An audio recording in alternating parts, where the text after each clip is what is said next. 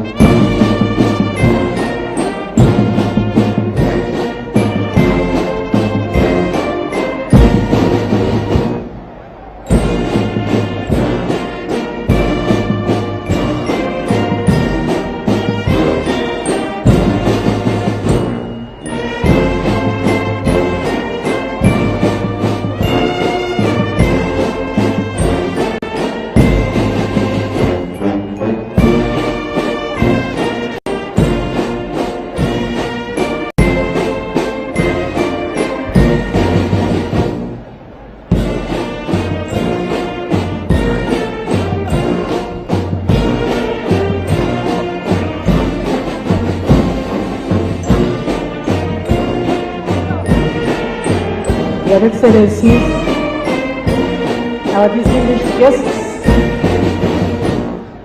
as we celebrate these 62 years of our independence, many Ugandans, the majority of Ugandans, are happy because of what we have seen going on from the time we got independence. Yes, we shall not say that everything was smooth, but well, the most important thing is that on the 9th of October 1962, we got independence. We appreciate the people who took us on that road to independence. That includes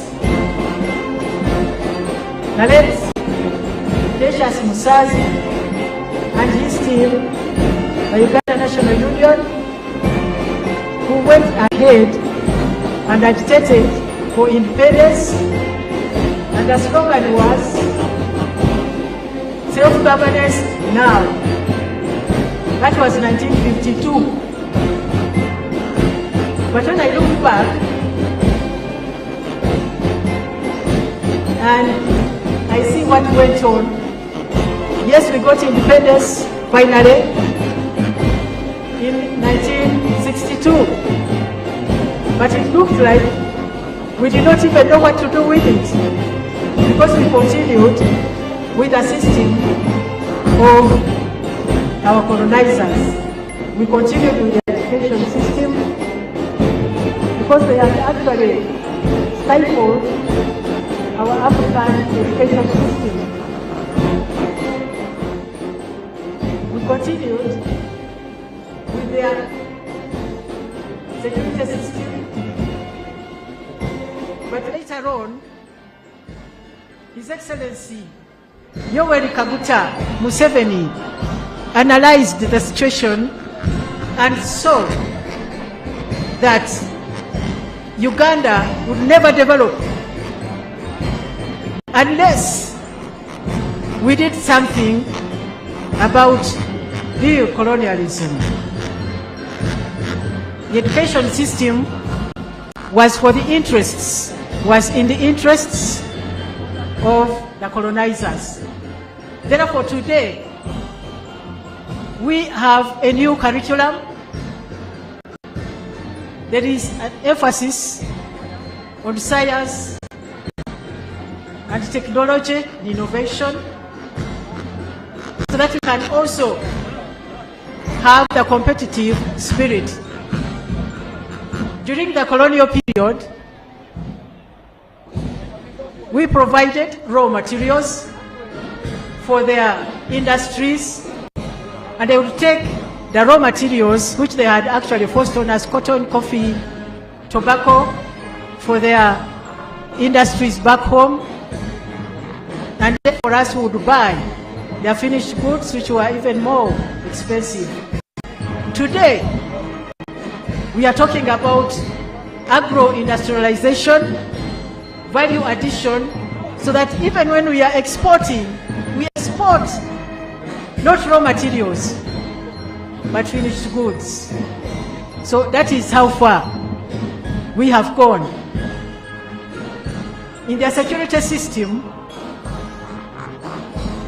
the colonizers used to recruit people from the same region whom they thought were strong.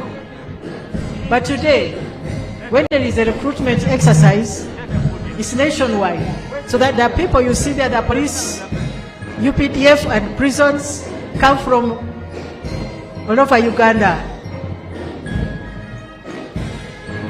And the colonial system introduced indirect rule, whereby some people from one region would go and enforce their rule on other people in the country.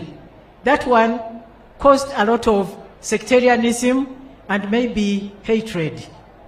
And there was also the religious sectarianism, which the National Resistance Movement, under His Excellency Yoweri Kaguta Museveni, is trying to remove. Now we are talking of industrialization, ICT, we are talking about digital transformation. Really, we have gone very far. The road network, the airlines, we had only Entebbe International Airport. Now because of the oil city, the oil that has been discovered and now is being worked on in Uganda, we are now, yes, getting another international airport, Kabalega International Airport. We have really moved.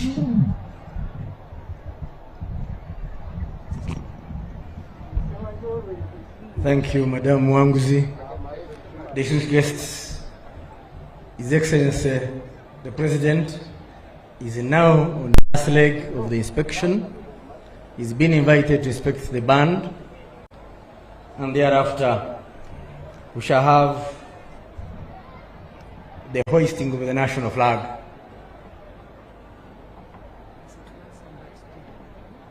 A repeat of the event of 9th October 1962.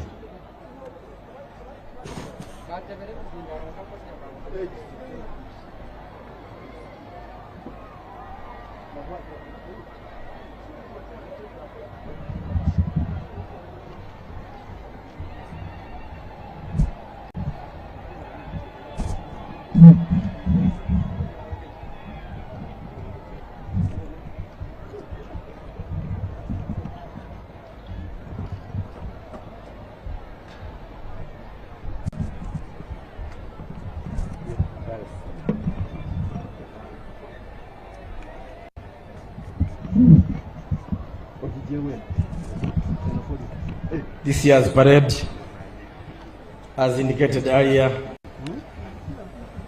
is commanded by Colonel Dewa Kiki. His deputy is Lieutenant Colonel Kenneth Tabu Wabwire. The parade administrator is Lieutenant Colonel Richard George Mpangire, while the parade adjutant is Major Miriam Okelo Apio, and the parade RSM, Warrant Officer Class 1, Nsubuga Patrick.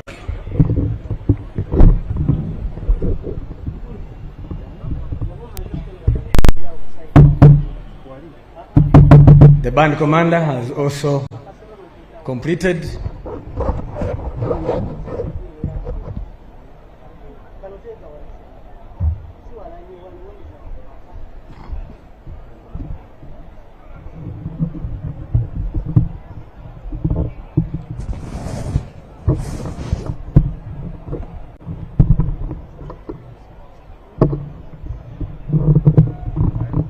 The parade commander has bid farewell to the president and requested for permission for the march past. Otherwise, talking of the parade structure, the color party is commanded by Captain Simon Peter Ekyang, assisted by Captain Dixon Mizukire and Lieutenant Patricia Mpirwa, while the color RSM is Warrant Officer Class 2 Araj Felix. The directors of music from the UPDF, Colonel Moses Wilson Sentongo. From the police, SSP Okedi Stephen. And from the Uganda Prison Service, Superintendent of Prisons Tugume Ambrose. Thank you, Your Excellency.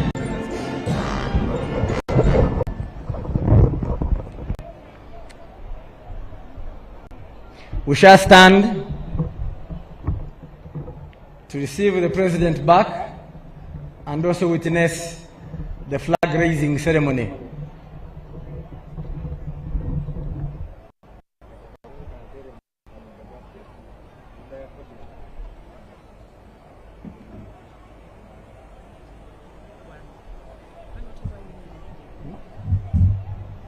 Abantu bolande luno mwesi musingire abe hale mwesi musingire uli muholo mukulundu mno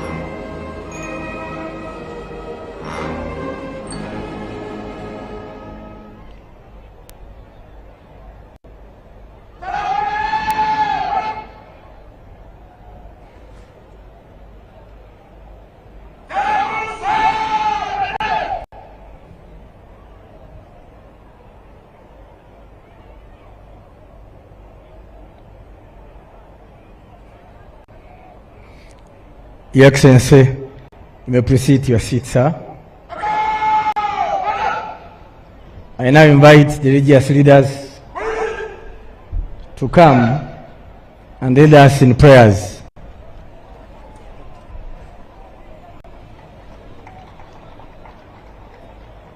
Your Excellency, sir, to lead us in prayer, we shall have Sheikh Obancho Jamil Juma, the District Qadi of Busia, representing His Eminence, the Mufti. Then for the Christian faith, we have His Grace Bishop Emmanuel Obo, the Archbishop of Tororo Archdiocese. These two will be accompanied by other religious leaders like Bishop Egesa of the Anglican Church Tororo Diocese,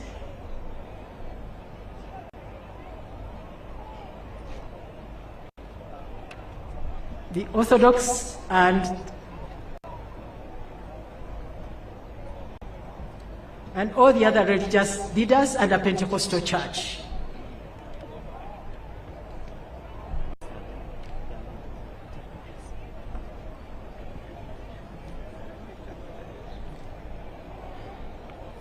Let's humble ourselves for prayer. A'udhu billahi minash shaitanir rajim. In the name of Allah, the most merciful, the most gracious. All praise is to Allah, Lord of the world. Peace be upon His Messenger Prophet Muhammad sallallahu alaihi wasallam.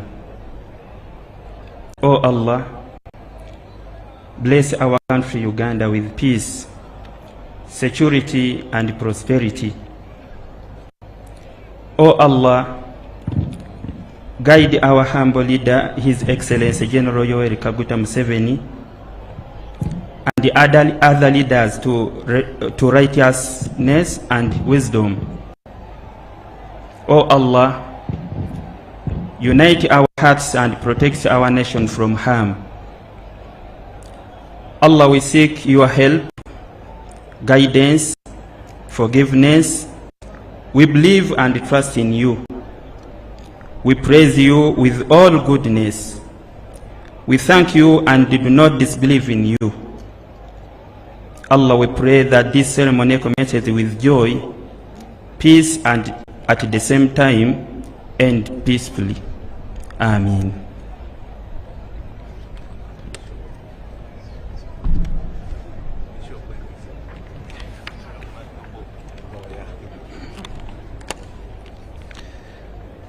Let us continue praying.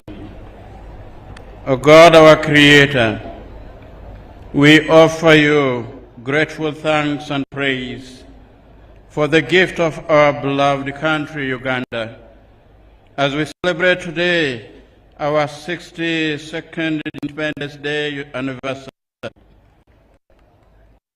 Receive the prayers we all pour out to you today, that through the wisdom of our leaders and our integrity as citizens, harmony and justice may continue to be assured, and lasting prosperity may always come with peace. Bless us with your presence and surround us with your love, that we may continue to bless and praise your name. Continue to bless us and to look with kindness on us. Lord God, our Father, from whom every human authority and power originates, grant our President, His Excellency General Yoweri Kaguta Museveni, together with Mama Janet Kataha Museveni, good health and success in the exercise of his office, so that always revering you and striving to follow your plans, we may constantly secure and preserve the population entrusted. He may constantly secure and preserve the population entrusted to his care. Look with favor, we pray, also for those who have the co-responsibility to govern and protect with authority over your people, our members of the cabinet, the lawmakers, implementers, and our security institutions, so that we continue to experience prosperity, peace, and transformation. Bless all our elected leaders at all levels and mercifully pour upon them the spirit of your wisdom, that whatever decisions they make may be for the well-being and transformation of all, and may never turn aside from your plans. Bless us all, O God our Father and our Creator, that we may continue to remain united in peace and love. Bless us all, the people of Uganda, to continue to unite ourselves as Ugandans, regardless of our diversity, so that we will continue to work for a common good and an integral human development in our life. May God bless all of us with every heavenly blessing and make us always holy and pure in His sight.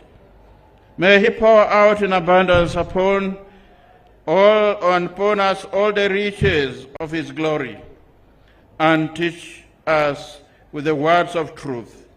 May He instruct us in the gospel, in the good news of salvation, and ever endow us with the fraternal charity.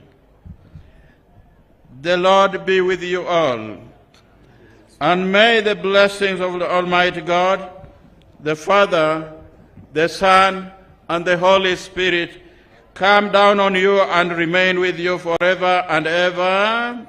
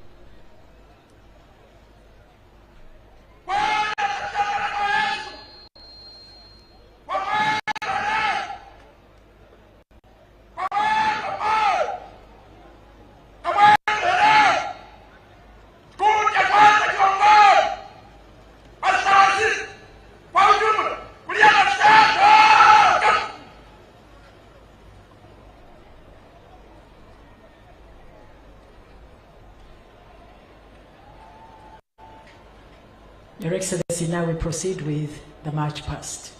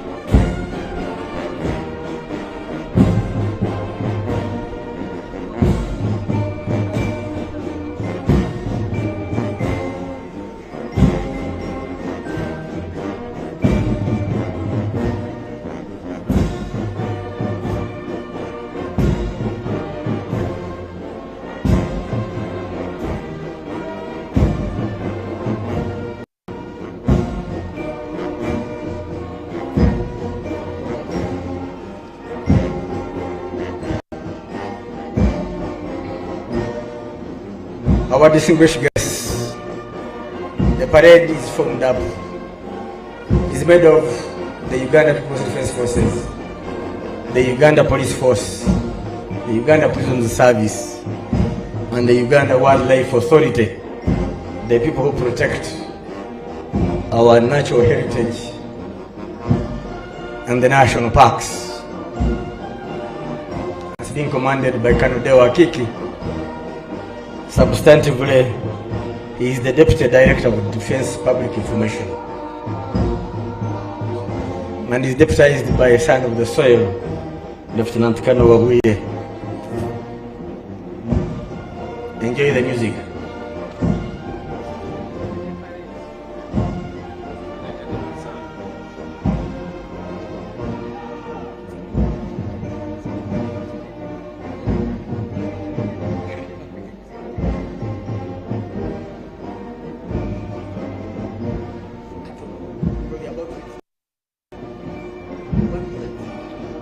Bana Busia paredi ihanja alumuulire paredi njaha niyo uniform njaha okumba kuyaha niho mwihale mwenjoyinge parade ihulirwe nende kano de akiki naye alonderaho isitundu sino Bana Busia Lieutenant Kano Kenneth Wabwire.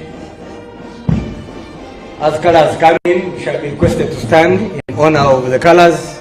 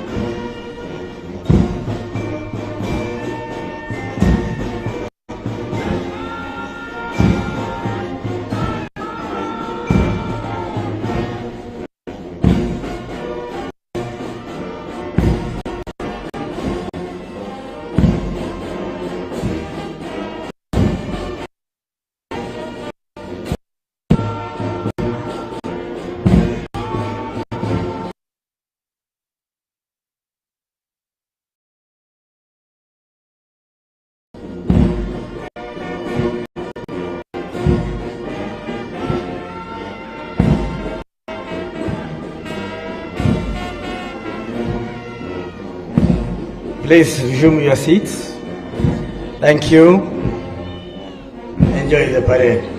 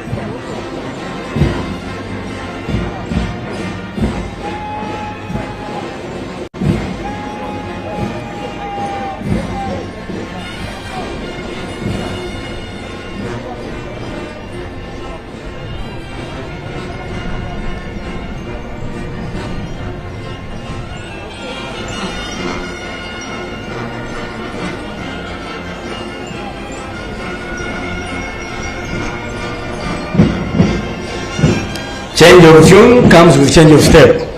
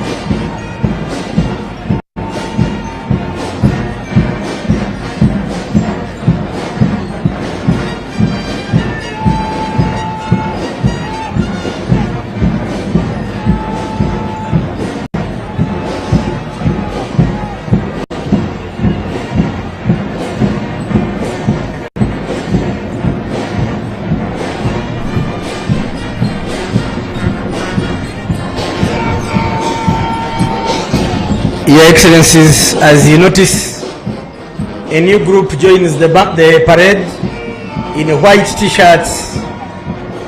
That's the UPDF circle. There was a Rendo circle, the biggest circle in the country, and the richest circle.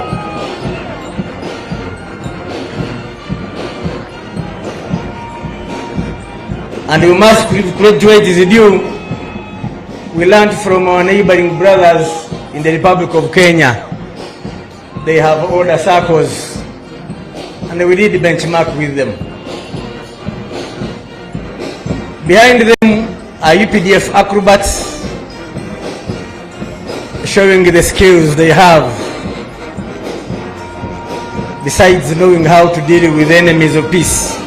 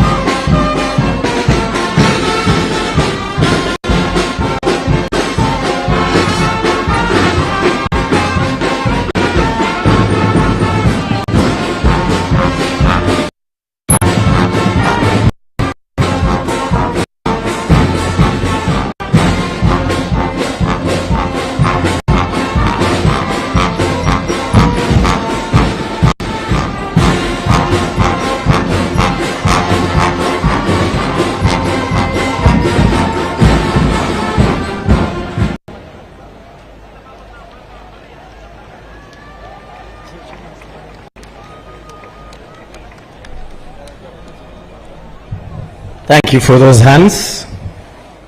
We appreciate them.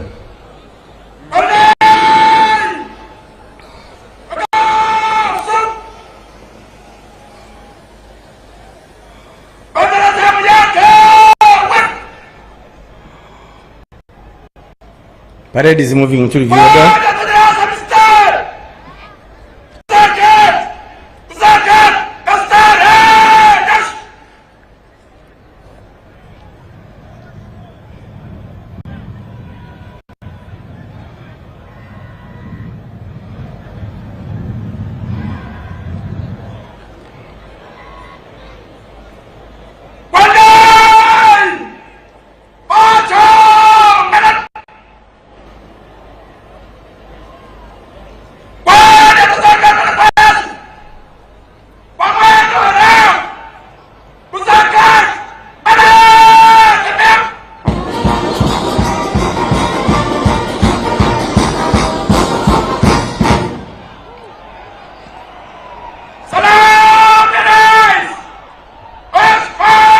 Shall we all stand?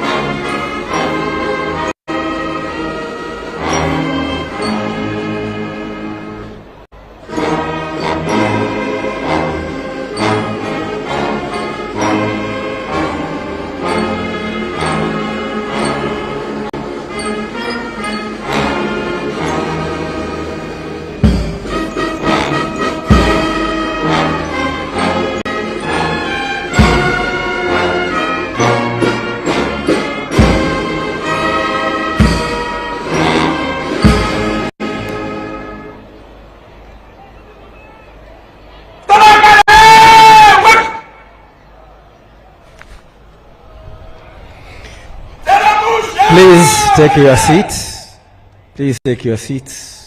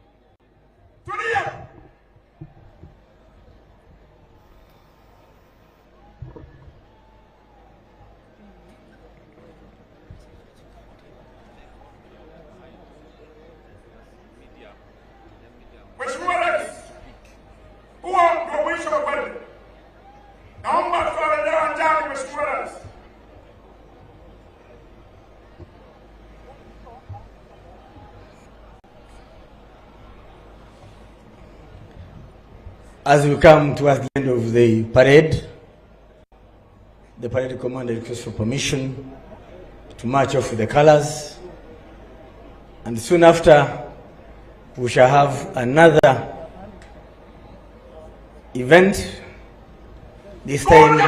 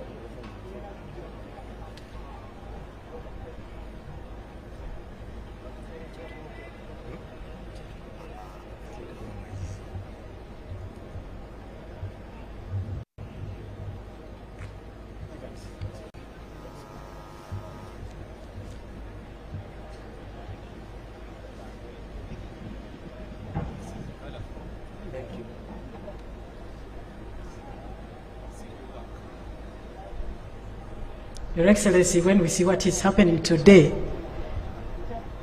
and then we think about the theme of Independence Day, a recommitment to secure and fortify our destiny. This is a real demonstration of fortifying what we have as a country. Maybe the people have not yet seen how we protect our colors. This is it.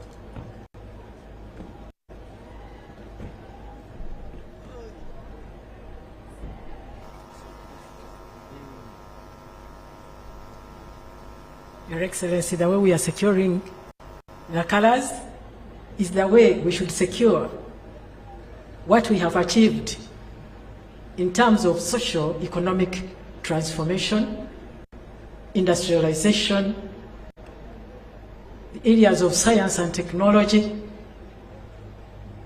agriculture. Your Excellency, you have really brought us so far, and what you have given to us should be secured and fortified.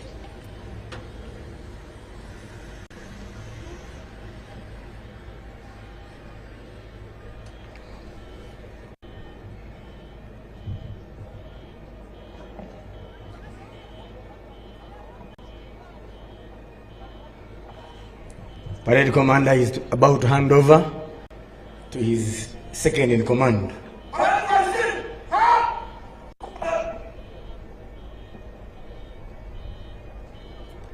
Waheshimiwa wageni walikwa, tunashukuru sana muda mliochukua mkajiunga nasi kusherehekea siku ya uhuru wa mara ya 62.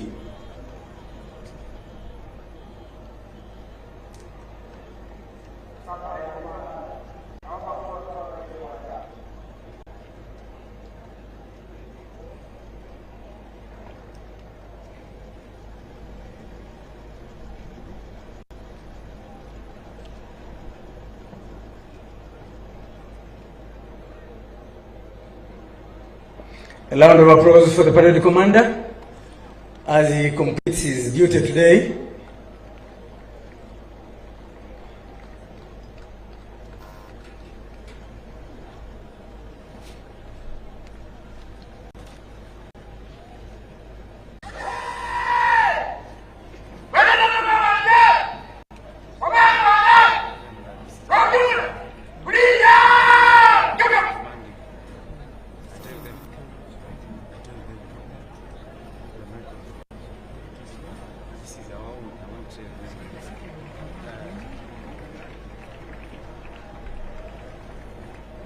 Omundi yahadira mu paredi ngaluku babolere mwana isitundu mwana wemwe bamulanga Lieutenant Colonel Kenneth Wabwire mumubire hendulu mumusangaliraho oyo niye ohubiri ku paredi ino era umuhongu waye hamuberesa yesa dumire atuseo amaikaye atuseo paredi dawe basa UPDF dawe basa president oberisa abana befe bebusia ahakisa bahola mbirimo kitiyo mumaye bangi muno abasami abagwe abalumaye mulala wabo niyo Dr.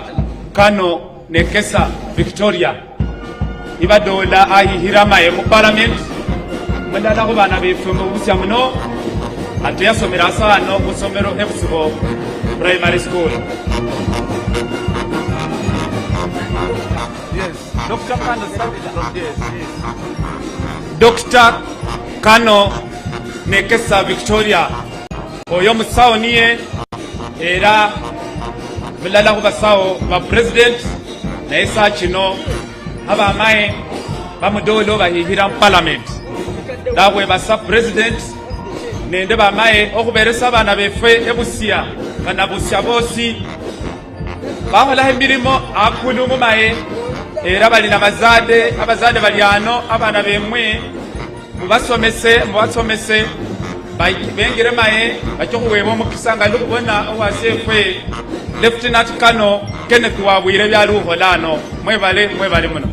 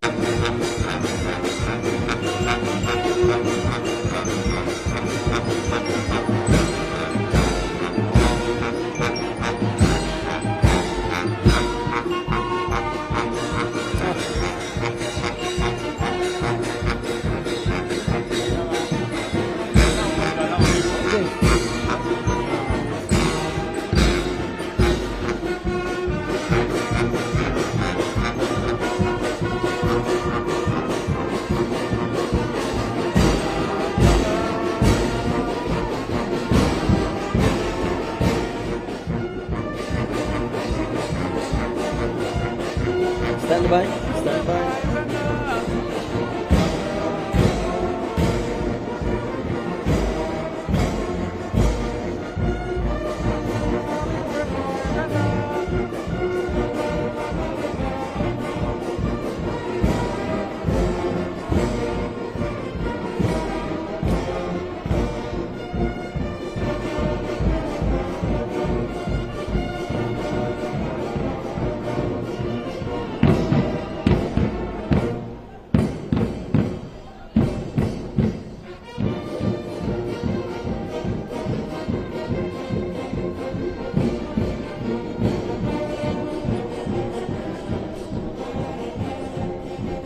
Your Excellencies, as the band marches off the ground, I present to you Juksu Group.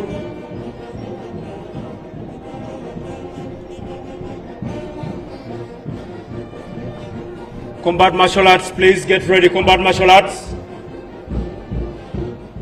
The combat martial arts.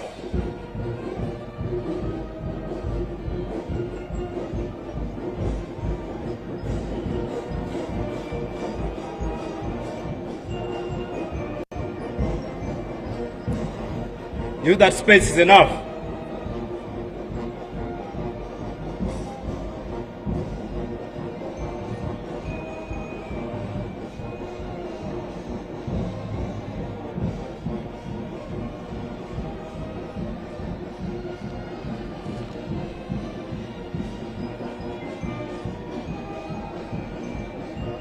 Your Excellency, sir, I'm Lieutenant Alex Lachame, the team leader of Kyokshul Combat Martial Arts SFC, and we are happy to present to you the Combat Martial Arts today on our Independence Day. We're a team of 29 and ready to showcase some skills of combat martial arts. The first pattern is a hand-to-hand fight, which they're about to demonstrate now.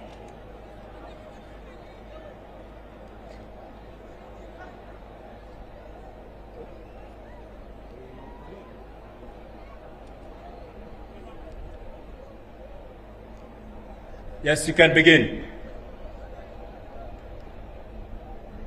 Combat martial arts, go ahead.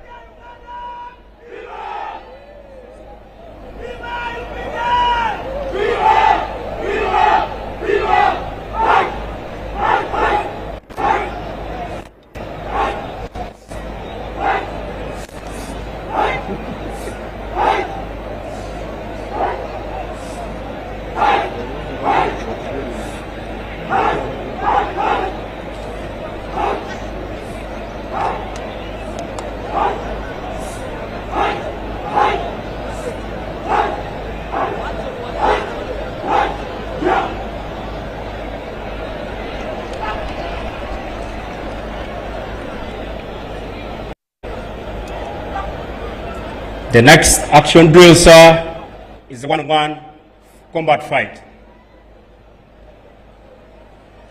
Please, our dear viewers, the activities you'll be witnessing today are not safe to be practiced at home. They are activities that are done by trained professional soldiers. So please, at home, don't do it. You can do it when attacked. It's only meant for self-defense and in time of combat.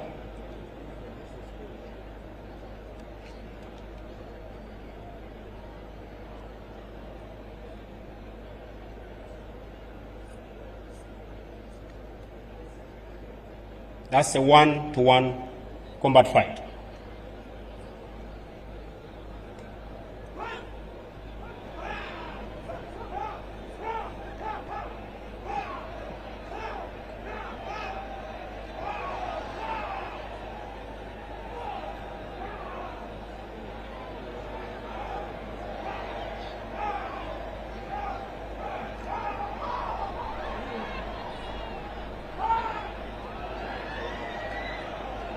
Never practice that at home, please, our viewers.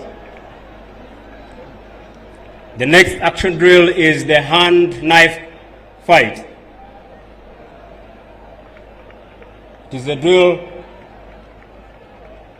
that helps a soldier fight with a bayonet or a hand knife.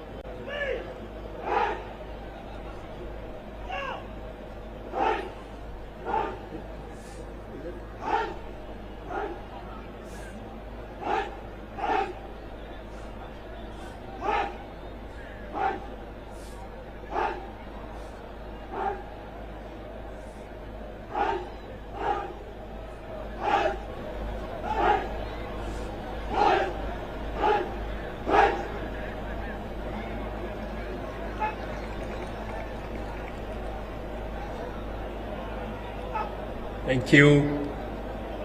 The next action is 1 fighting 2.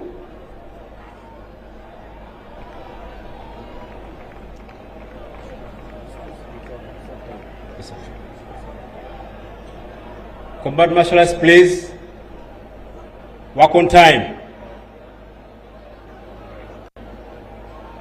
Work on time.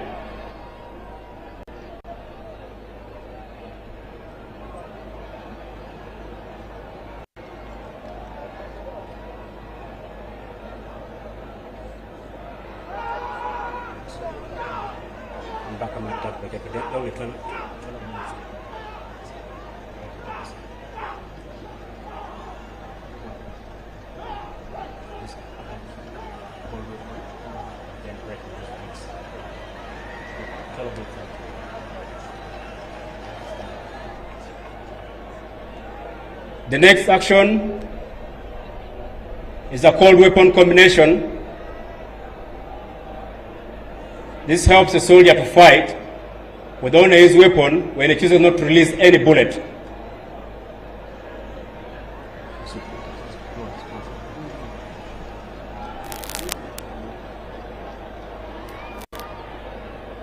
As they are coming on stage, please prepare for the next activity. We don't have time. Prepare for the next activities, the nails.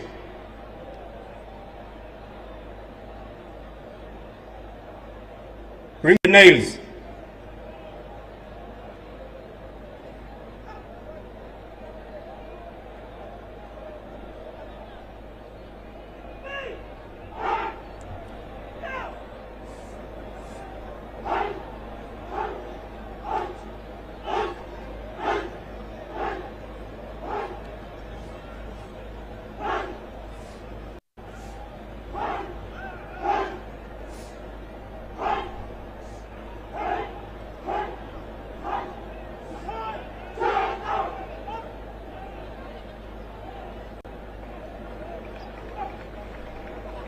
The next action is 3 fighting 1.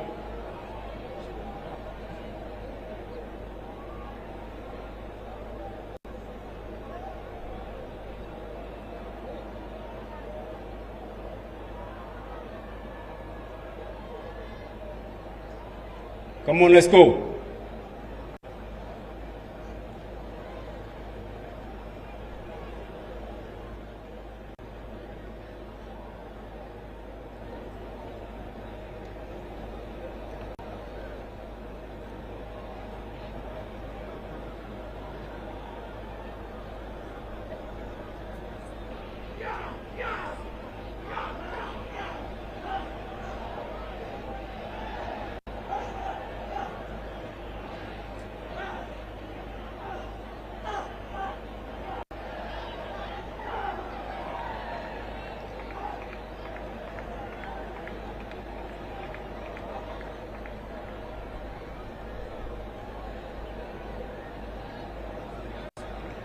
Yeah, the other please. Your Excellency, sir, those are young female soldiers and about to showcase you how they are going to break those blocks there made of cement and sand. Commander, please prepare for the next action. That's Private Achipabeti.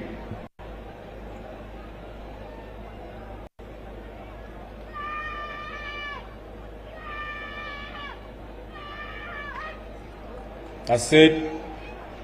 Next one is Private Adong Oliver.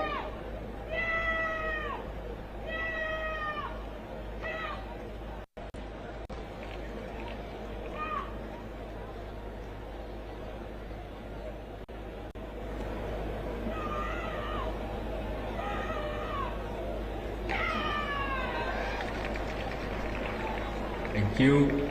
Please, dear viewers, you never practice this at home. They're not safe at home. Those you see there are live nails, 5 inches, all nailed on the board of soft wood. And somebody is about to jump on them with a live foot, with no shoes on bare feet.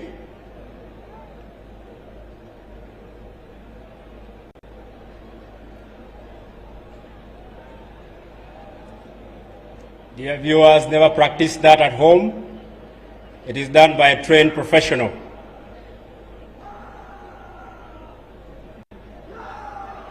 See?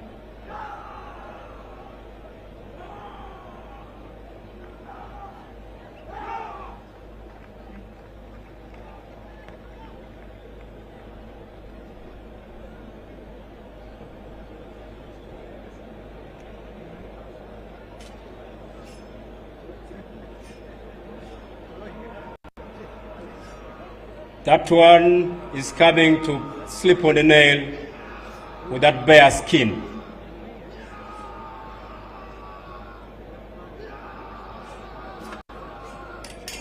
And the pangas are going to work on his stomach. Those pangas are real pangas.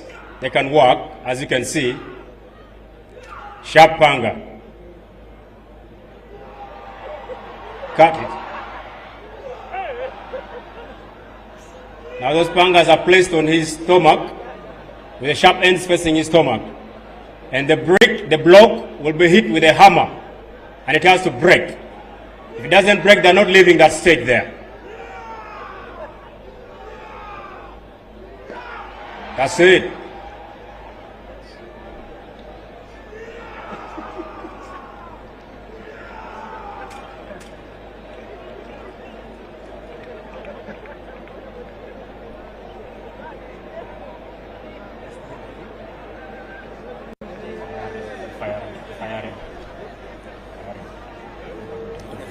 Yes. Work on time.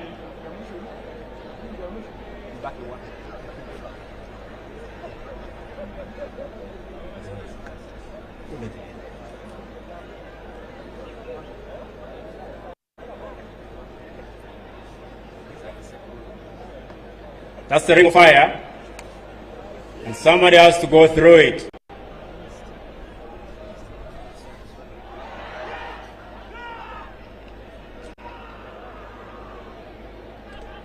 They're all going through it.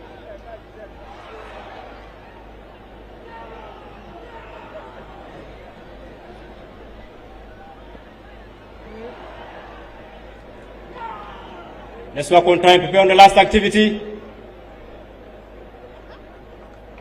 Let's go.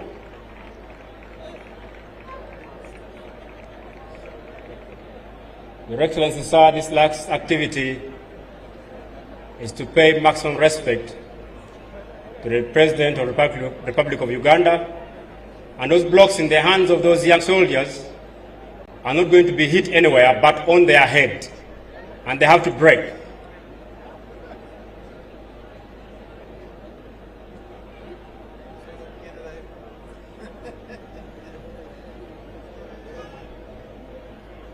Those are concrete blocks in the layer.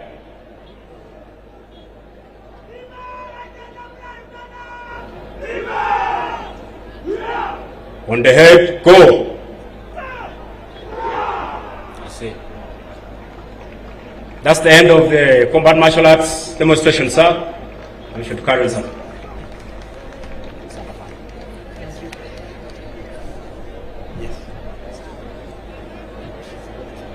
Your Excellency, sir, as we celebrate these 62 years of independence, we are looking back at the words which you said at your swearing in 1986. You said, sir, what you see today is not a mere change of guards. It is not a mere change of guards, it is a fundamental change.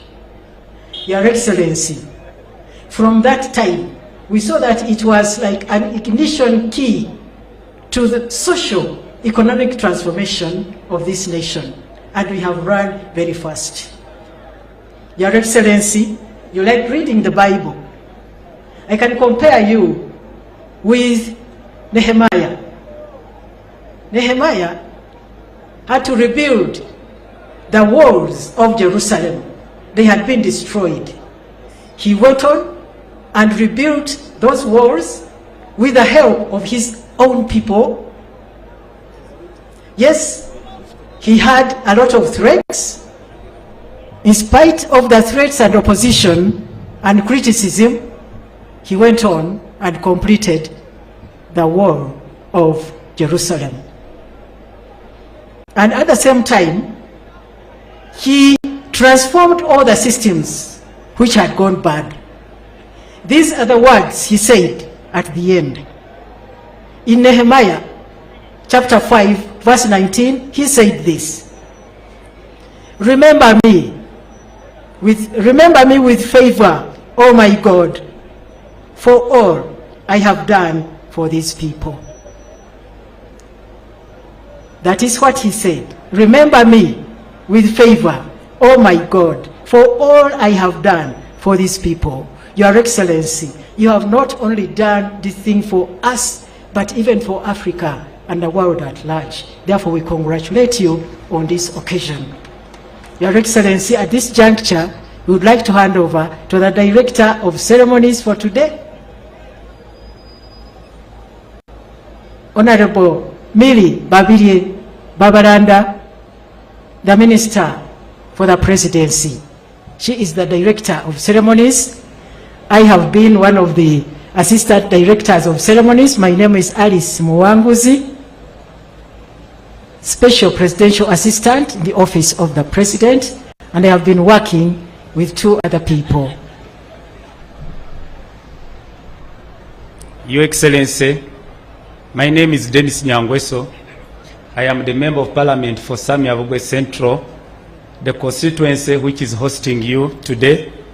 I thank you for coming. On behalf of the people of Samiavugwe Central and Busia District, we welcome you, Your Excellency the President. Sir, I have been Brigadier General Felix Kulaije, the Director, Defense Public Information. Thank you all for joining us on this great day.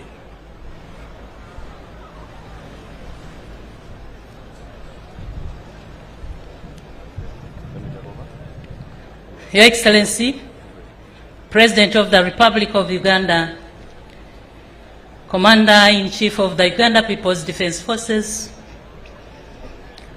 National Chairman of the mighty party NRM, our Chief Patriot, our champion in the fight against HIV and AIDS, our champion of democracy, Doctor of the International Philosophy, and Fountain of Honor on the African continent, Retired General Museveni Akyaliddeko Abe, you are most welcome to Busia District. Your Excellency, President of the Central African Republic, Professor Achang Todera, we are humbled for your presence. Her Excellency, the Vice President of the Republic of Uganda and Woman Member of Parliament, Katakwi District, Retired Major Jessica Alupo Rosette Pale, you're most welcome. His Lordship, Alphonse Owinyi Doro Chagamoy, the Chief Justice of the Republic of Uganda, the Right Honorable Deputy Speaker of the Parliament of Uganda, Right Honorable Thomas Tayewa, the First National Vice Chairperson of the NRM Party, Right Honorable Alhaj Moses Chigongo, the Right Honorable Prime Minister of the Republic of Uganda and Leader of Government Business in Parliament and Woman Member of Parliament, Kakumiro District, Right Honorable Robina Nabanja, the First Deputy Prime Minister of the Republic of Uganda and Minister of the East African Community Affairs, and Second National Vice Chairperson of the NRM Party, and Woman Member of Parliament, Kamuli District, Right Honorable Rebecca Litwala Kadaga, the third Deputy Prime Minister and Minister without portfolio and woman Member of Parliament Mayuge District, Right Honorable Kea Isanga Nakadama, the Right Honorable Secretary General of the NRM Party, Right Honorable Dr. Richard Todwong, Honorable colleagues, the ministers and ministers of state, Honorable members of Parliament, Honorable SEC members,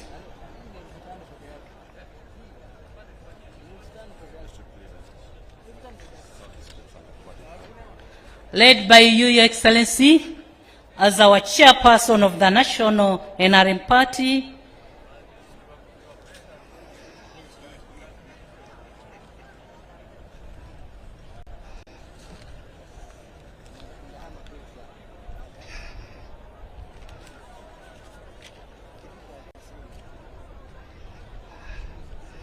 cultural leaders, religious leaders, former President of Liberia, former Vice President of the Republic of Uganda, His Excellency Dr. Gilbert Balibaseka of Kenya, diplomatic heads, Head of Civil Service and Secretary to Cabinet, Service Chiefs, Permanent Secretaries and Commissioners, Office of the National Chairman led by the Senior Presidential Advisor, Namiaro Hadija, together with the Bazukulu, District Leadership, Sub-County Leadership, Parish Leadership, Village Leadership, NRM family, Bazukulu wa President Museveni, the doctors and nurses led by Dr. Musa Lumumba,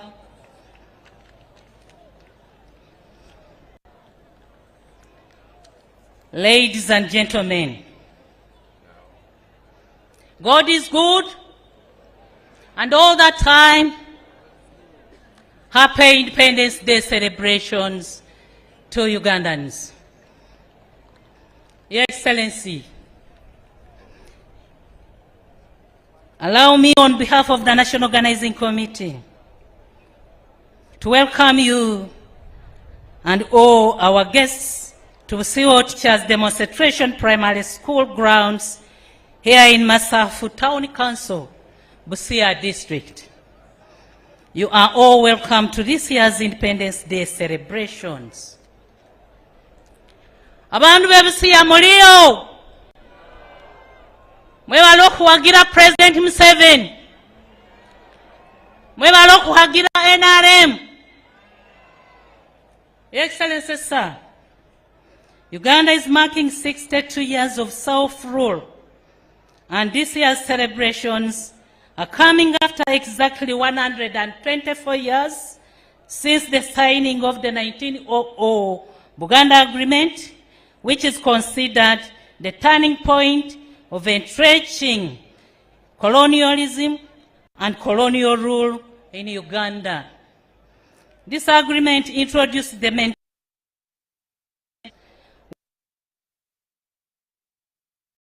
economy. The people were told to grow a few crops for money and the rest for food. After 124 years, the people are still locked up in the mentality of working mainly for the stomach and not for the commercial value of their products. Your Excellency, sir, this is one of the biggest challenges that have delayed Ugandans to attain middle-income status. However, I commend the NRM leadership for promoting commercial agriculture and enabling every Ugandan to enter the money economy. Your Excellency, Allow me to thank the Almighty God for preserving your life. Last month, on September 15th of 2024, I was one of the Ugandan who witnessed the celebrations marking your 80th birthday. We cannot take this celebration for granted. God has given chance to many persons to prove themselves, but they have not ably utilized their chances to transform their communities in order to leave a lasting legacy. You have proved that one can have the chance and maximally utilize it for the benefit of millions of others. Your Excellency, sir, for God to keep you alive and for you to remain our democratically elected president, you still have a work to do to transform our country. I appeal to you, my fellow leaders and public servants, to maximize on the grace the Lord has given to us through our President, retired Museveni Akyaliddeko Abe Museveni.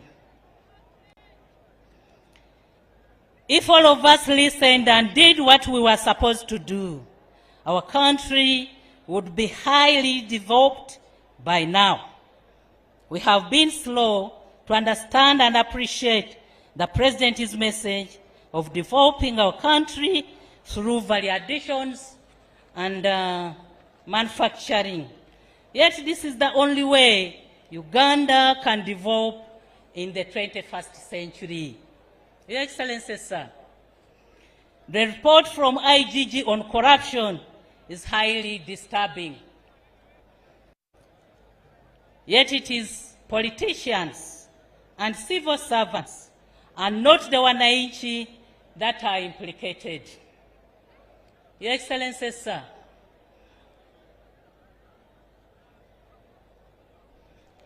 I wish to commend your leadership for the stability and transformation of the country.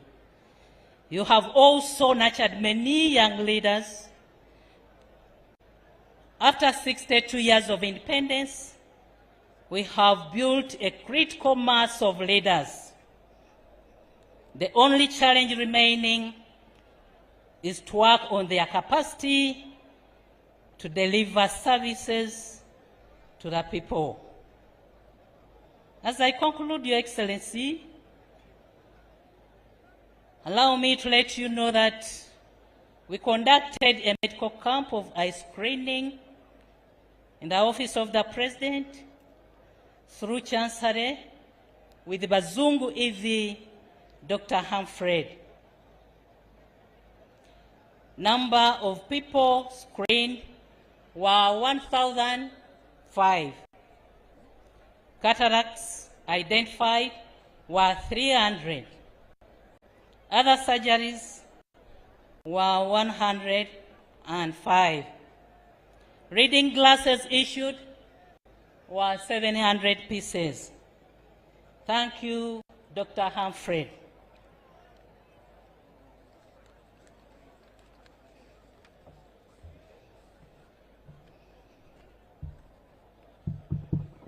Your Excellency, sir,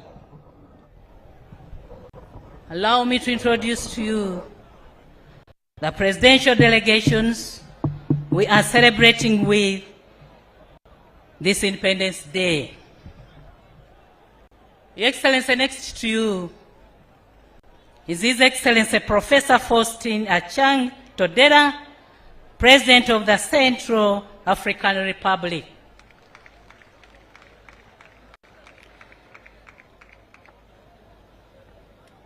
Honorable Obed Namsio, Minister of State, Director at Presidency of the Republic. Honorable Albert Yaloke Mokpen, Minister Delegate of Communications, Advisor to the Presidency of the Republic.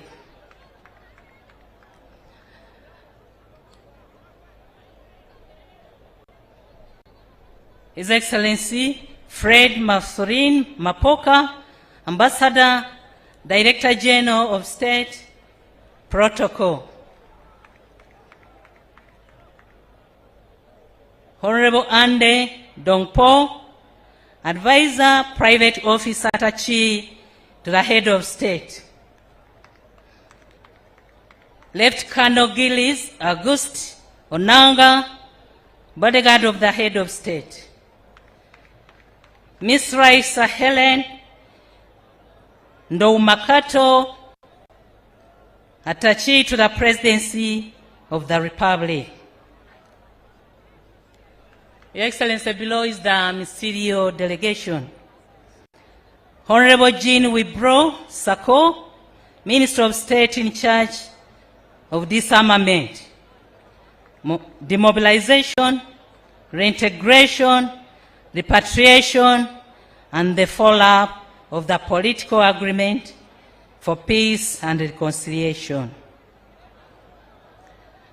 Honorable Sylvie Valeri Baido Temon, Minister of Foreign Affairs, the French-speaking world and Central Africans in the diaspora. Mr. Rameaux Claude Bireu, Minister of Defense and Reconstruction of the Army. General Zephrine Mamadou, Chief of Staff of the Central African Armed Forces. Division General Bruno Wayolo, Ministerial Advisor on Security Reforms at the Presidency of the Republic. Major Parfait Landry Guipi, Director of Military Protocol at the Presidency of the Republic.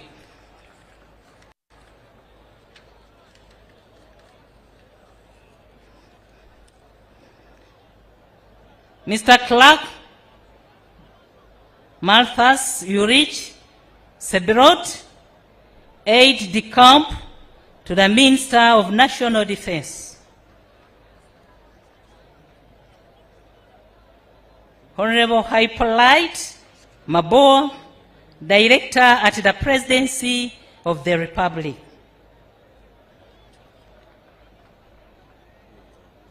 Mr. Freddy Nako Sebut, Bet, Presidential Press. Mr. Angeb Sadet Ngolan, Presidential Photographer.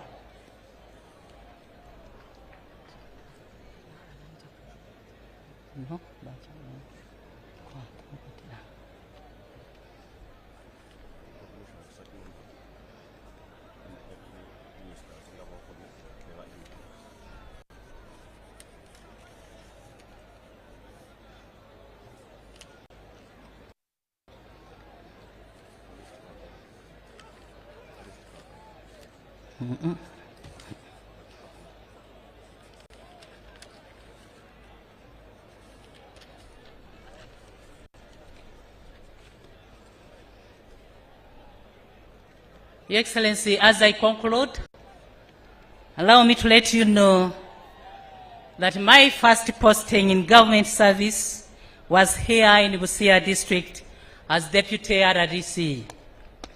Thank you, Sir, Your Excellency, for mentoring me together with the people of Busia. I am back here now as Minister in charge of Presidency. Thank you for the work well done.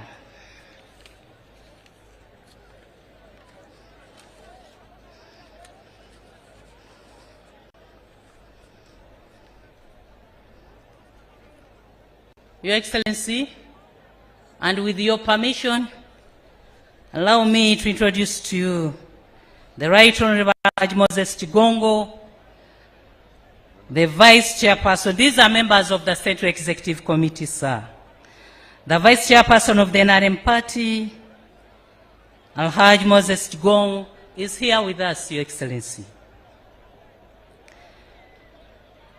The second National Vice Chairperson of the NRM Party, Right Honorable Rebecca Litwala Kadaga, Your Excellency, is here with us.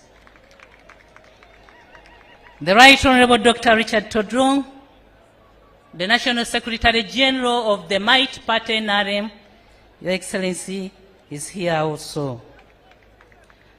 Honorable Ambassador Nekesa Barbara Oundo, the National Treasurer of the NRM Party, Your Excellency, she's here with us also.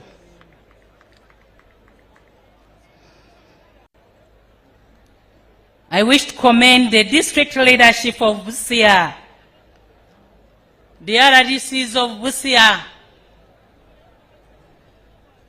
Honorable Molimba, who wrote to us requesting for this day to be celebrated here.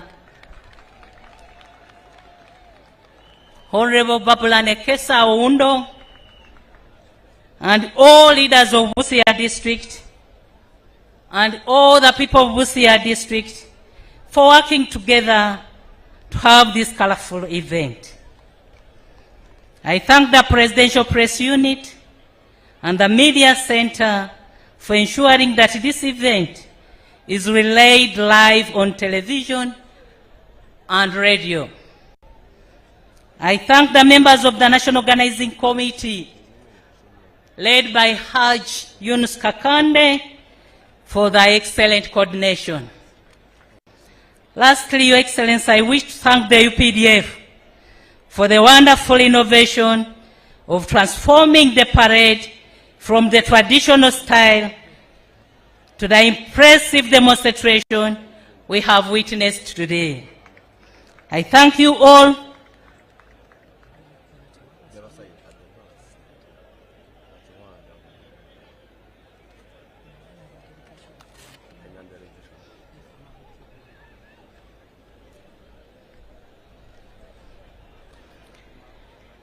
Your Excellency, before inviting you, allow me also to recognize other SEC members who are with us today. Your Excellency, we have Honorable Huda Horel, the Minister of State for Defense, Honorable Chiwanda Subi, the Chairperson of Uganda, Dr. James Tweheo, Chairperson Workers' League, Honorable Dombo Emmanuel Lumala, Director Information, Honorable Gedudu, Honorable Alisemera Jane, and Honorable Lydia Wanyoto. Your Excellency, allow me also to recognize the delegation from Kenya,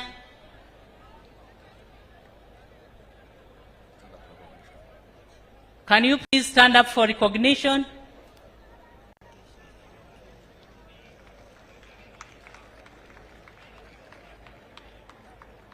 Thank you. And the former Vice President of Liberia. Your Excellency, High Excellency, you're most welcome. It's now my singular honor, Your Excellency, and privilege to invite you to come and address the nation. Thank you for your kind attention for God and my country.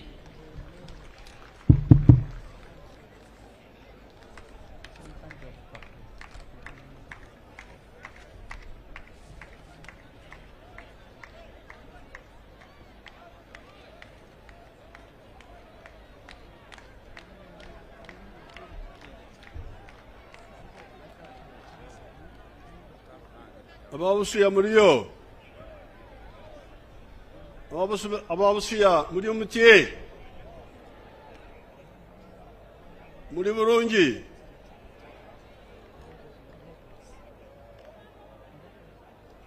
Is this clear enough? You can hear? President Muri Mulira. It's not clear, it's not strong enough.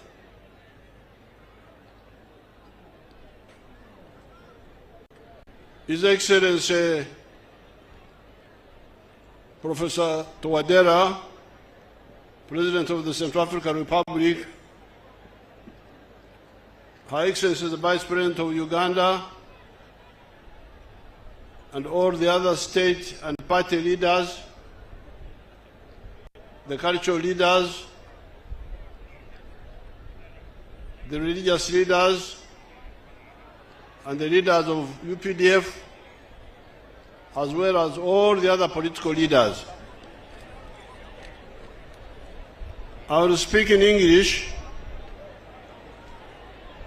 but somebody should translate later, summary, not the whole speech. President achohulomalomo lusungu lufwanyuma kuicha obafaluliramu President byaraba nalomalome naye namaloholoma. This is because simultaneous translation will take a long time. Hulohuba nanaba nalomaloma ni haninga lusamu bicho kuyirebe habingi muno. But before I speak, I want to invite our guest, His Excellency President Towadera, to come and address you. President Nato alomaloma yahalanga President umkeni wae President wa Central African Republic yecha alomaloma hoyimuri.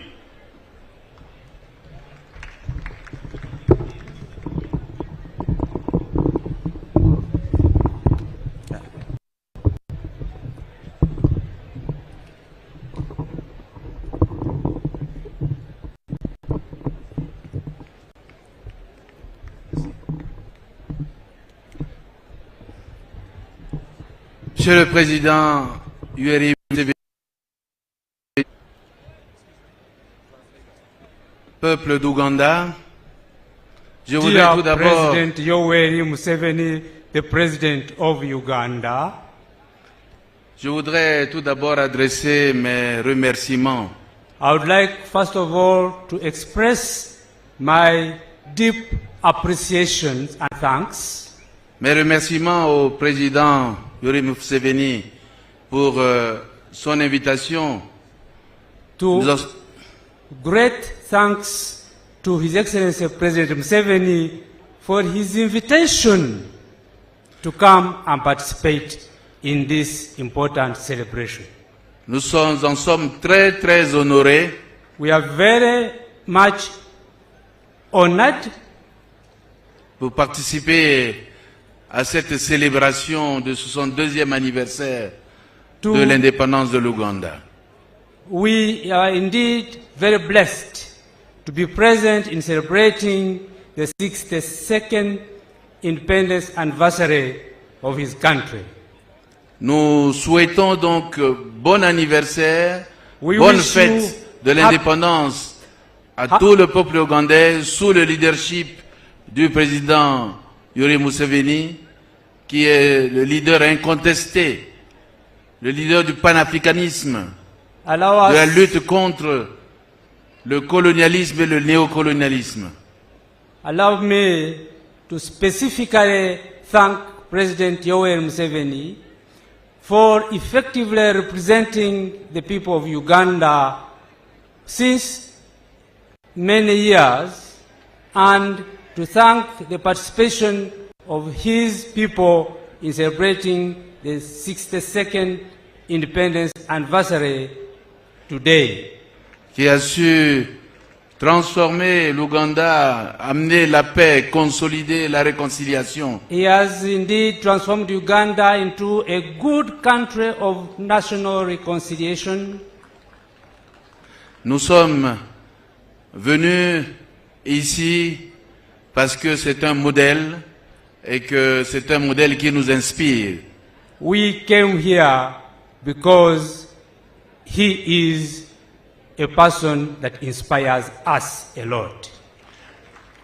En tout cas, je vous remercie et je souhaite à tout le peuple ougandais I therefore express my great thanks and great aspirations to all the people of Uganda. une bonne fête, une bonne célébration Happy celebrations de and happy l'indépendance. feast of Bonne independence. fête à vous tous.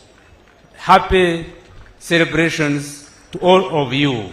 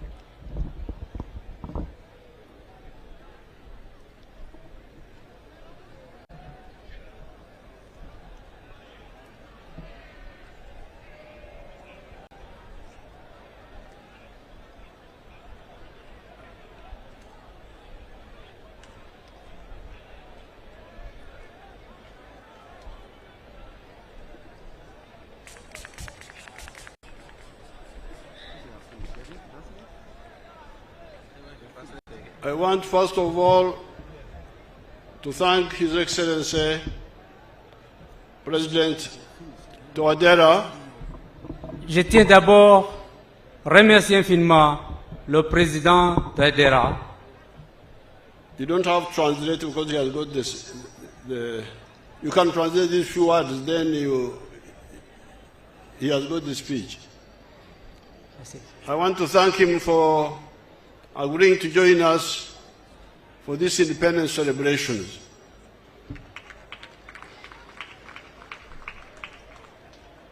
Yesterday, we had a long discussion in Entebbe,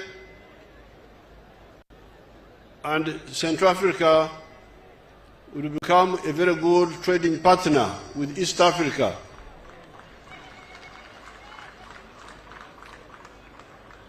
Central African Republic is just after Congo and South Sudan. And together with Central Africa,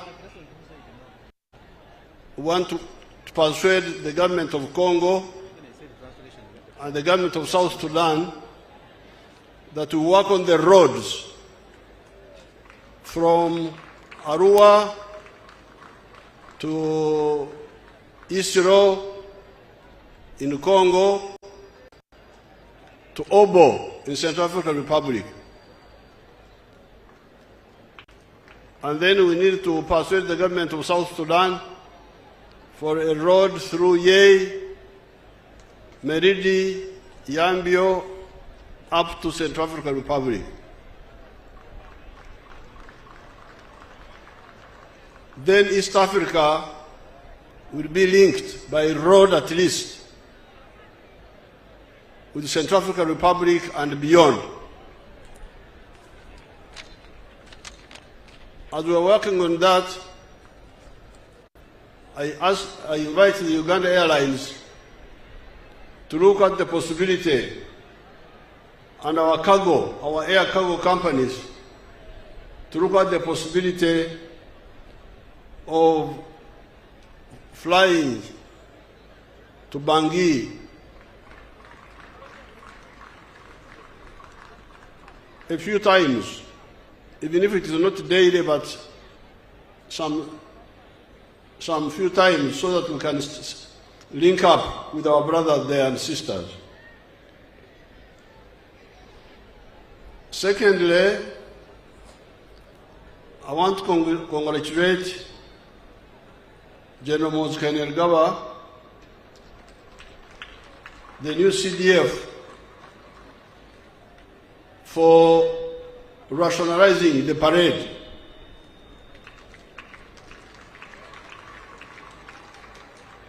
Making it shorter, and you, the politicians, should learn. Talking endlessly about nothing.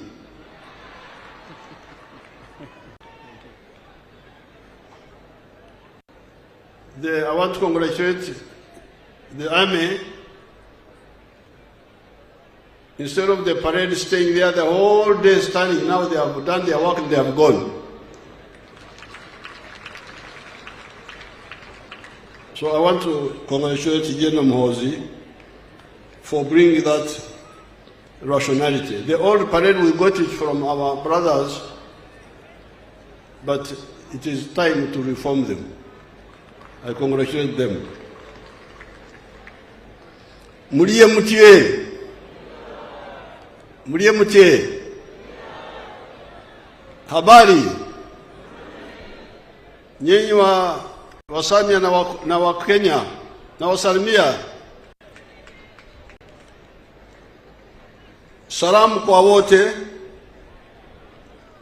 Mwebale muno.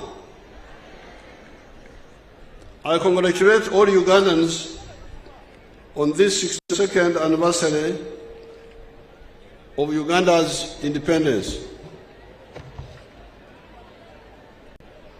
As I've told you many times, at Uganda's independence, our economy was a typical colonial one.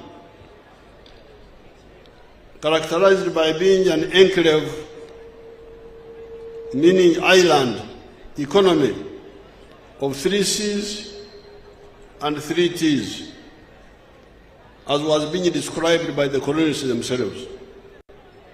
The 3 C's were coffee, cotton, and copper, and the 3 T's were tobacco, tea, and tourism.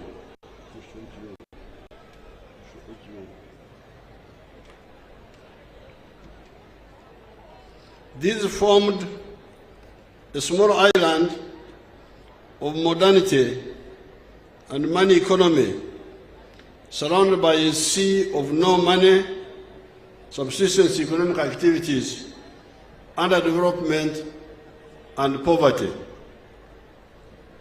By 1962, only 9% of the homesteads were in the money economy, which means that a whole 91% were outside the money economy.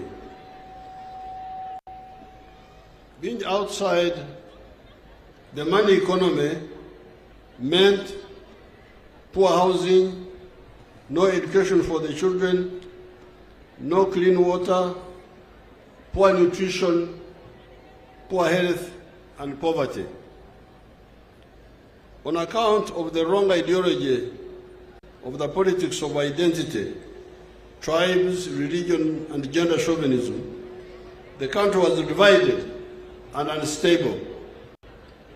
This instability caused the constitutional crisis of 1966 and the Idi Amin coup of 1971. When the ignorant Idi Amin came into government, he expelled one element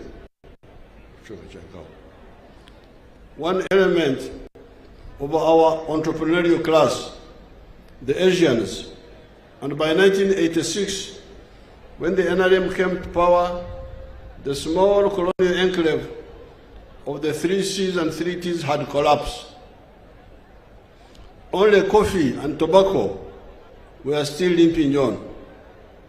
The whole economy had been informalized into magendo, smuggling, chibanda, foreign currency black market, and kusamra speculation. There were acute shortages of the so-called essential commodities. These were sugar, salt, paraffin, soap, textiles, human and veterinary drugs, etc. All these were being smuggled into the country because all the factories and all the formal channels of importation had collapsed. Fortunately, having been in the resistance struggle since the 1960s, by this time we had distilled the 3 historical missions which we thought were the mission of the African freedom fighters. These were prosperity, strategic security, and using the brotherhood of the African people to achieve the 2.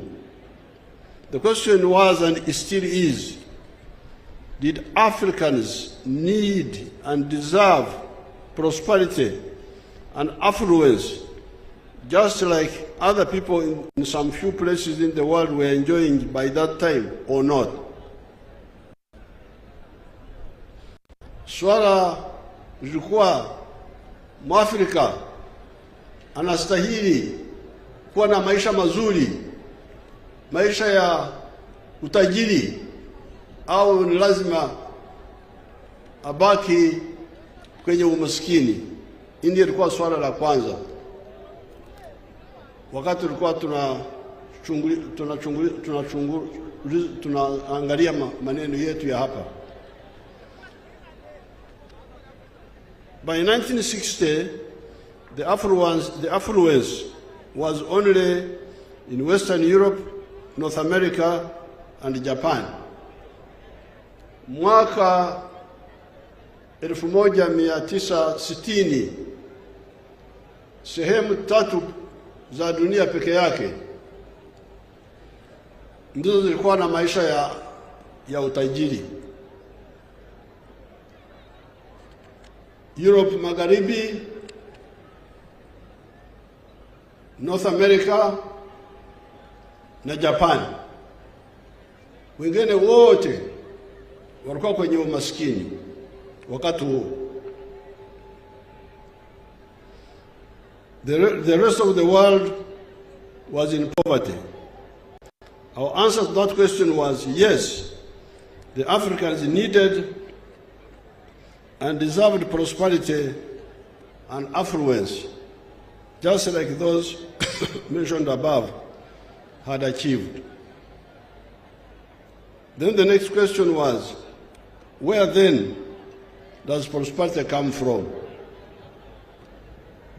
Utajiri unatoka wapi? Can it come from begging? Omba omba inaweza kuletea utajiri kama nchi au mtu binafsi? The answer was no. Prosperity and affluence can only come from producing a good or a service with a chibaro, ensuring maximum returns, and selling those items sustainably.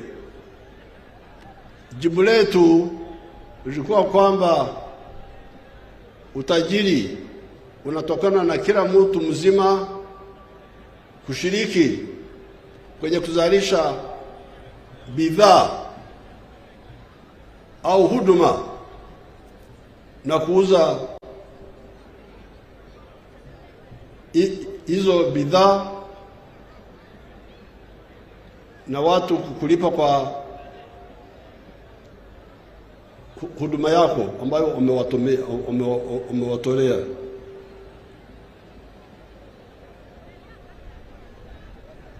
Then the next question was, who will buy the goods or the services you produce? Kama uchisha tengeneza bidhaa au uko na huduma, watu gani ambao watanunua bidhaa hizo? Soko yuko wapi ya bidhaa na huduma unayotoa?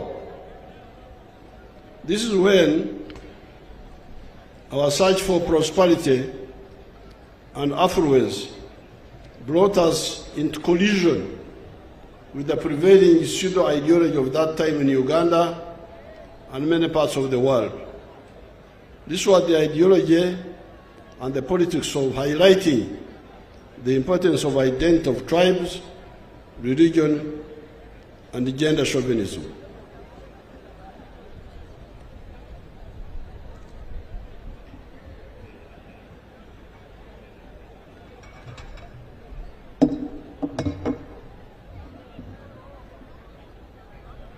Kawa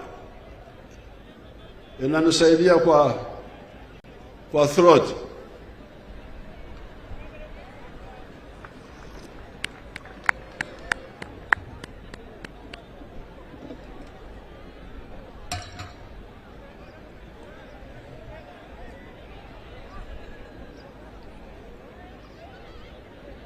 This was the ideology and the politics of highlighting the importance of identity of tribes, religion, and gender chauvinism. We discovered that in the case of Uganda, people of the same tribe or locality tend to produce similar products and therefore cannot easily buy from one another. Therefore, it was clear that in the case of Uganda, once a zone produced goods and services, the next assistance to the effort of wealth and affluence creation would come from other zones of Uganda, most probably other tribes of Uganda, in the form of buying what was produced. That is how Uganda, as a country, became very crucial for the wealth creation of the different zones. Wakati nilikuwa nakuja hapa, nisimama hapa karibu kwa makazi ya mwananchi pale karibu, na niuliza watu ambao walikuwa pale wanafanya kazi gani. Watu kama wawili waliniambia kwamba wanafanya biashara ya kuuza mazao. Alafu niliwauliza, mazao mnayotoa wapi? Hapa. Waliniambia kwamba wanatoa mazao Kamwenje. Wanakwenda Kamwenje, wanatoa huko maharagwe, wanakuja wanauza Wakenya huko. Sasa hii ndiyo siasa ya NRM. Kuzalisha mali, alafu kuuza hiyo mali kwa ndani ya Uganda na kwa Afrika nzima. Kama unaelewa hilo, huu uhusiano huweza kuwa kwenye mambo ya ukabila, mambo ya dini, mambo ya kudharau wanawake na watoto na vijana. Hayo yote ni madhambi ya wanyonyaji. Ndio wanaamini mambo hayo, kwa sababu huyu mtu wa hapa nusu kilomita hapa, nilisimama hapo, utajiri wake unatoka Kamwenje, ndio anatoa maharage. Kwa hiyo watu wa Kamwenje wanamsaidia kibiashara, alafu na yeye anawasaidia kwa sababu anafikisha bidhaa zao, mazao yao kwenye soko la Kenya. That is where prosperity comes from. Prosperity comes from producing a good or a service and selling it. And whoever buys it is contributing to your prosperity. And you are also contributing to his prosperity.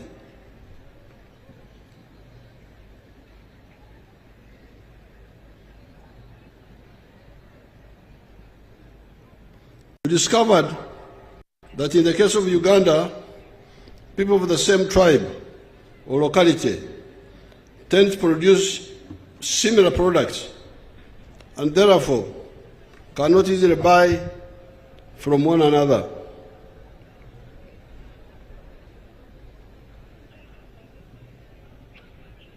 Therefore, it was clear that in the case of Uganda, once a zone produced goods and services, the next assistance to the effort of wealth and affluence creation would come from other zones of Uganda, most probably other tribes of Uganda, in the form of buying what was produced. That is how Uganda, as a country, became very crucial for wealth creation of the different zones. All the zones, all the tribes, all the religions, all the gender groups of Uganda needed Uganda for their prosperity and affluence. That is how we distilled the first ideological principle of the NRM, patriotism. Love Uganda. Why? It is because you need it for your prosperity. Ndio sababu jambo letu la kwanza kisiasa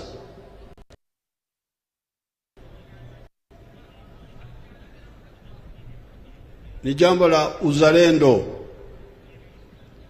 Lazima upende Uganda kuliko kuangalia makabila na madini na grupu zingine. Sababu gani? Kwa sababu utajiri wako unasaidiwa zaidi na Uganda kuliko kila kabila likijitenga peke yake. However, soon we discovered that even Uganda was not enough. We needed East Africa, and we needed Africa for a bigger market. That's our second principle of Pan-Africanism. Love Africa. Why? It is because you need it for your prosperity.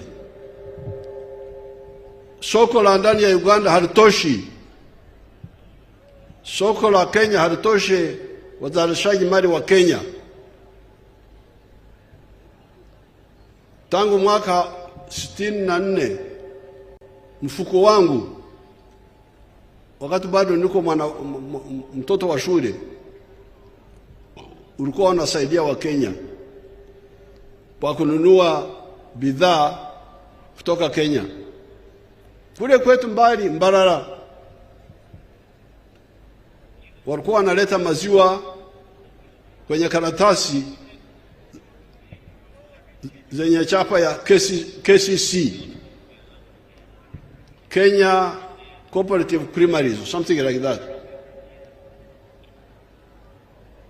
Kwa hiyo kule Mkenya alikuwa anafaidika kwa mfuko wangu. Mimi nikinunua maziwa ya kutoka Kenya, Mkenya anamsaidia, anapata pesa, na Mkenya mwingine anapata ajira, kazi. Ndio sababu unasikia kwamba msingi wa kwanza wa NRM uzalendo, penda Uganda. Sababu gani? Kwa sababu Uganda ndio itakusaidia kwenye shughuli zako za kufanya biashara. Lakini vile vile Uganda haitoshi, lazima upende Afrika. Kwa kizungu tunasema Pan-Africanism. We needed East Africa, and we needed Africa for a bigger market. Hence our second principle of Pan-Africanism. Love Africa. Why? It is because you need it for your prosperity. We then realized that you cannot produce modern goods and services if you do not promote socio-economic transformation from the capitalist modes of social organizations. Hence our third ideological principle of socio-economic transformation. Waziri Mire Babalanda alikuwa anaelezea jambo la kufanya kazi za kutumikia tumbo peke yake. Kwa lugha ya Wagwere ambao wanaishi hapa karibu, wanasema okora ekida kyonka. Abagwere abasami baloma batya oholera enda yongane. Oholera enda yonda enda yongane. Oholera enda yonga yona yongane. Yona ni. Yes. Mfuse musamia. Lakini ile msemo wa Wagwere ndio rais kwangu. Okore chida chonka. Tena kwenye Japadora wanasemaji, najua kwa Acholi, teach me each keken. Japadora wanasemaji? Kuna mjapadora hapa?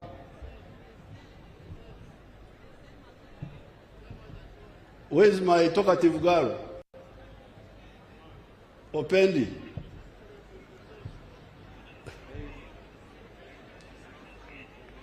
Who? Like Acholi? You go and tell us on the microphone.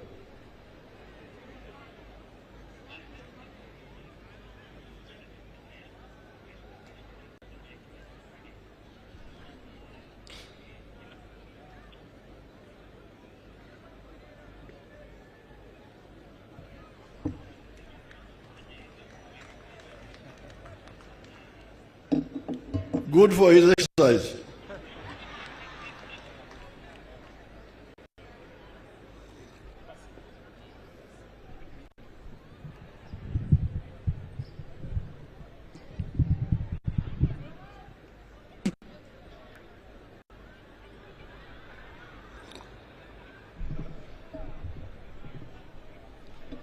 Your Excellency, it is teach Maijokende. Very good. Even in Acholi, we understand the same. Very good. So the Acholi version is the one I have mastered. Teach me each keken. So, tukizungumzia NRM kushughulikia jambo la masoko, soko la Uganda, kutengeneza barabara, kutengeneza umeme, kuleta amani, tuweze kuwa na shwari kwa nchi yote. Bila wewe kugeusha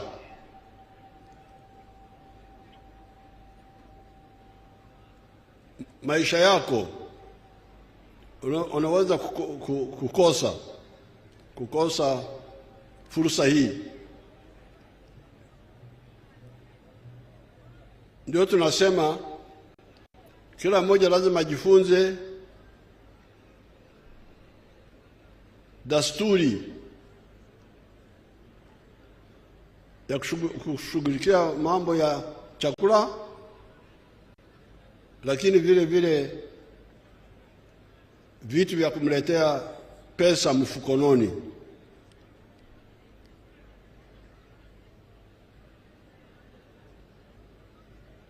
Na wamesikia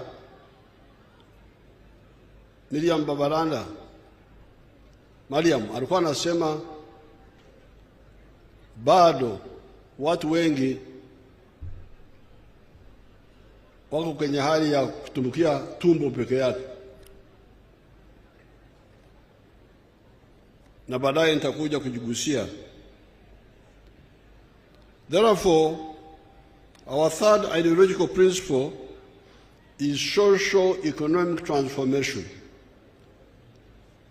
Lazima mgeushe maisha yenu,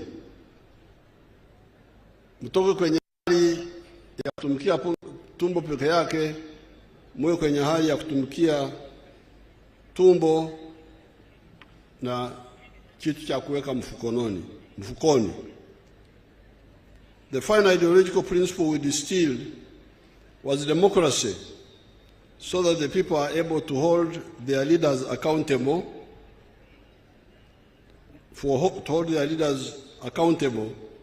for their actions or inactions.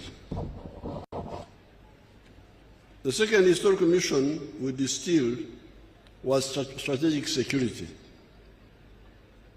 Can Uganda, acting alone, ensure its strategic security? Or do we need regional and continental efforts? We have analyzed this issue in different documents, and our views on this are well known. You must be following the developments in the world, where some actors are aiming at achieving what they call four-dimensional superiority. Superiority in land forces, superiority in the air, superiority at sea, and superiority in space. Where does that leave Africa? Can Uganda, acting alone, even when it becomes a developed country, be present decisively in these four dimensions? However, the African Pan-Africanists have been telling you that an East African Federation or any comparable political integration unity in other parts of Africa can. These Pan-Africanists have been W.B. Du Bois, Marcus Garvey, Sylvester Williams, Kwame Nkrumah, Seko Ture, Modibo Keita, Mwalimu Nyerere, Rui Rwagasore, Aman Abeid Karume, Kenneth Kaunda, and others. Kwenye mambo ya usalama kwa jumla, kujilinda kutokana na hatari za aina yote, sisi tulikuwa tunafundisha watu wetu kwamba Afrika inapaswa kufanya pamoja. Tukifanya hivyo ndio tutaweza kuleta amani. Mnasikia hii fujo yote ambayo iko kwenye bara la Afrika. Wakati tunashirikiana tunafaulu. Wakati tulishirikiana wakati wa ukoloni tulishinda wazungu. Mozambique, Angola, Zimbabwe, Namibia, South Africa. Kwa kushirikiana tuliwashinda kivita.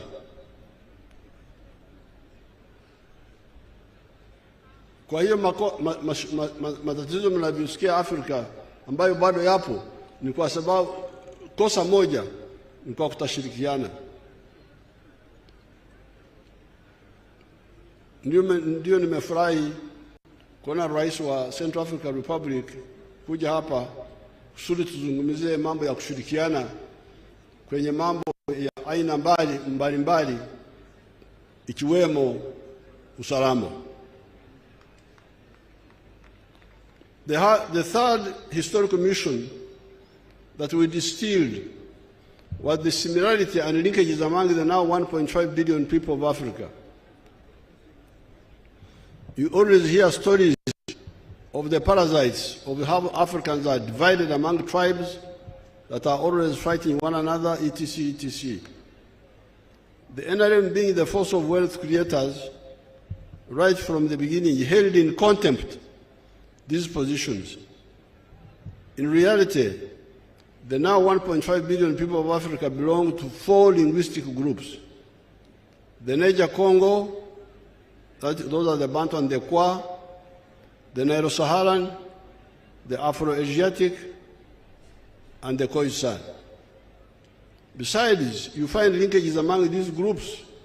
Like I was amazed to find that the Somali word for cow is Sa. The Bantu dialects of this area call cow dung Sa, Obusa, Amasa, you know that very well.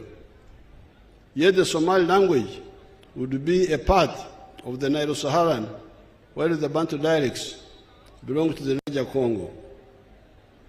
Above all, our ancestors at the coast of East Africa developed for us the neutral, non-tribal Swahili language that can easily unite East and Central Africa, if not beyond. It is therefore feasible to use the similarities and linkages among the 1.5 billion Africans on the continent to achieve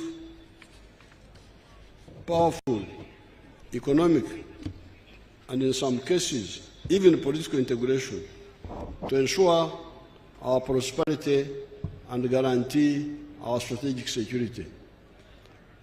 Hapo sisi watu wa NRM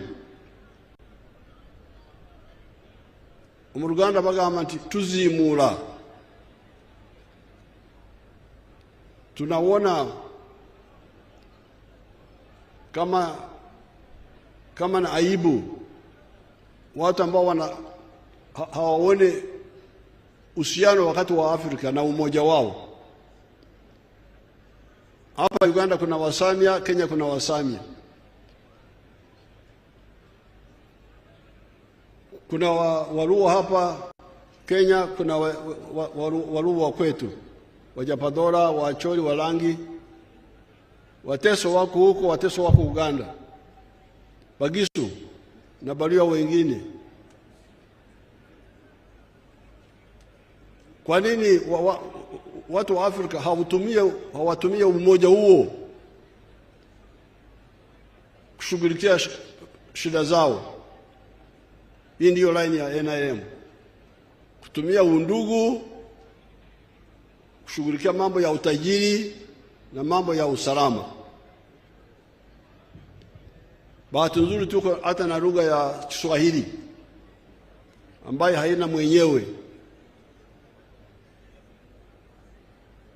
It is not a tribal language. With the 4 ideological principles and the 3 historical missions, we have been able to achieve progress in 5 phases. These phases were the minimum economic recovery to bring back the small colonial island of the 3 C's and the 3 T's. Phase 1. Phase 2, expanding the small island of the money economy. Phase 3, diversifying the economy. Phase 4, adding value to the raw materials and promoting industrialization. And 5, entering the knowledge economy. We were able to revive the production of tea that had sunk to 3 million kilograms from 23 million kilograms of 1970. Bring back tourism, bring back cotton production, and we are working on reviving and upgrading the production of copper. We did not only revive the production of these products, but expanded them as follows. Coffee from 2 million bags to now 9 million bags. Tea from 3 million bags to 60 million kilograms. 3 million kilograms to 60 million kilograms. Tourism from earning $17 million of 1970 to $1.5 billion of the pre-COVID time. We have diversified, going away from the colonial deception of having what they call cash crops and non-cash crops. This is what Mariam was talking about. We told our people that anything that is used by society on a large scale can be a cash product. Hence, maize, milk, cassava, beef, bananas, fruits, forest products, etc. are now cash products. These products deal with the import substitution and expanding our exports. We realized that the big problem of Africa and the other colonies has been the issue of producing only raw materials. This has been a disaster for Africa. Uganda may get $2.5 kilogram per kg, per kilo, for bean coffee. The same kilogram, roasted, turned into coffee powder, and packed outside, may fetch $40. As a consequence of this, from the global coffee value of $460 billion, the coffee-growing countries of the world are sharing only $25 billion, and Africa only $2.5 billion. Germany, a non-coffee-growing country, earns $65 billion, more than all the coffee-growing countries of the world. This is how the colonies and the neo-colonies have been donating money, jobs, and development energies to Europe and North America. Therefore, we have been deliberately taking steps to end this betrayal by African leaders to Africa. Mambo ya kuuza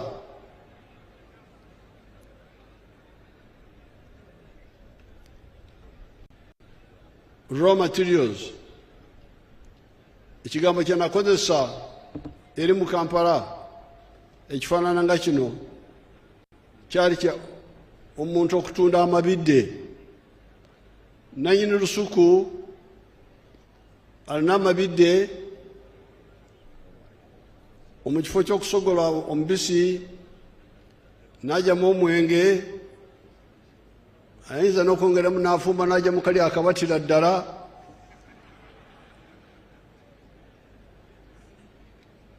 Mpulira nti mukaagala nnyo ako.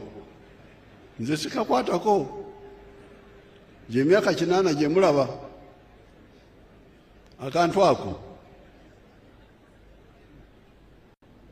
Naye kati oli bw'atunda amabidde emigaso gyonna egidirira mu ssente gitwalibwa abalala. Yensonga ffe abaNRM tubagamba nti totunda amabidde, weesogolera omubisi ogyemu omwenge, oba oli wakukola kali akatera ddala abantu bakakole, naye ogyemu kinene, ogyemu ekyomugaso kyonna. Kati wakati tunakuja kwenye kahawa, ulimwenguni thamani ya kahawa bilioni. Kati olaba no mu Luswayiri nalwetaaga obuyambi. Abaswayiri tebalina bigambo ebimu ng'ebyaffe eno.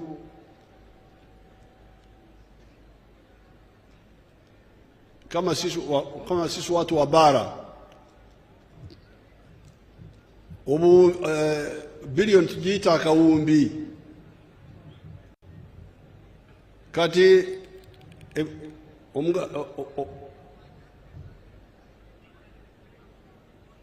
value mu Luganda bajogera batya? Value, omuwendo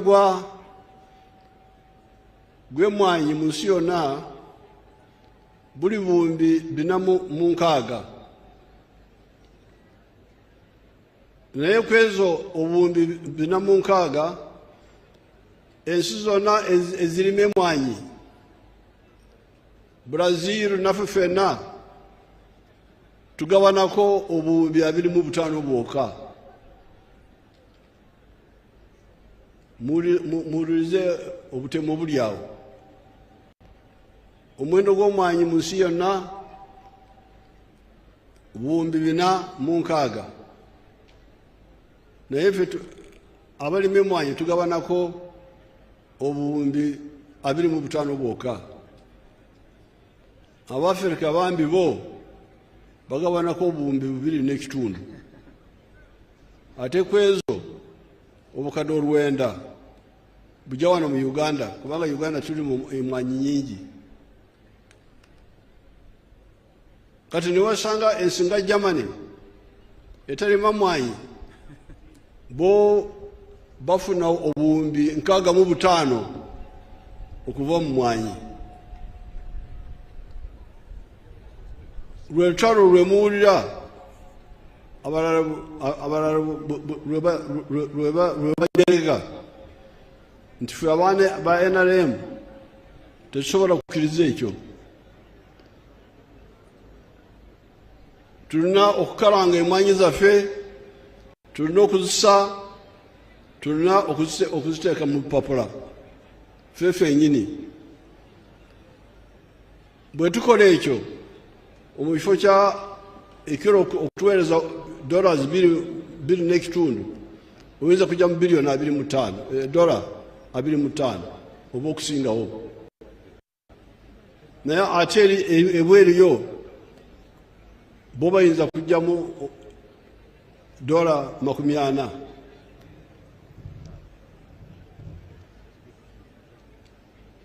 In spite of the opposition, we have succeeded in some items such as milk. Kati bw'otunula ku mata, awo tulemeddewo. Amata gonna okugajja mu kiraalo ogatuukira ddala ku mmeeza twagongeramu omugaso. Maziwa yote ya Uganda tunaipitisha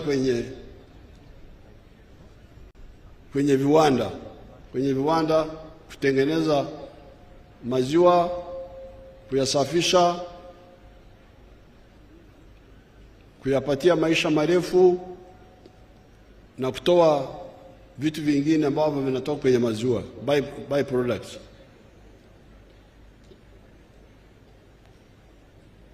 Therefore, we have moved on the milk textiles, tin, cement, wood products, maize, gold, cassava, etc.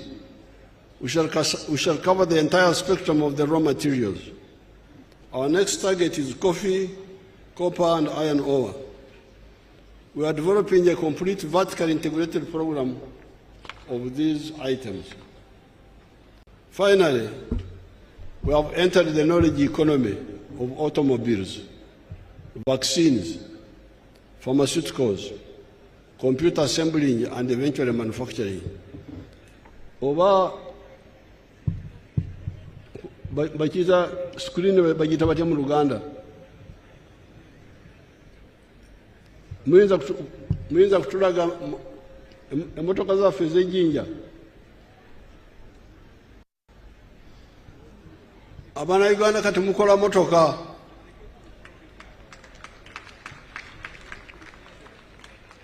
Ku Lutimbe sekere ku emotoka zaffe mubale mu lugambo temulese bwino. Tembulina kwogera. Bwe munagifuna muziteekeko. Kati baganda bamwe bakola motoka. Emotoka ze bakola. Motoka ze bakola twazituma erinnya Kiyira omuga gwa Nairo.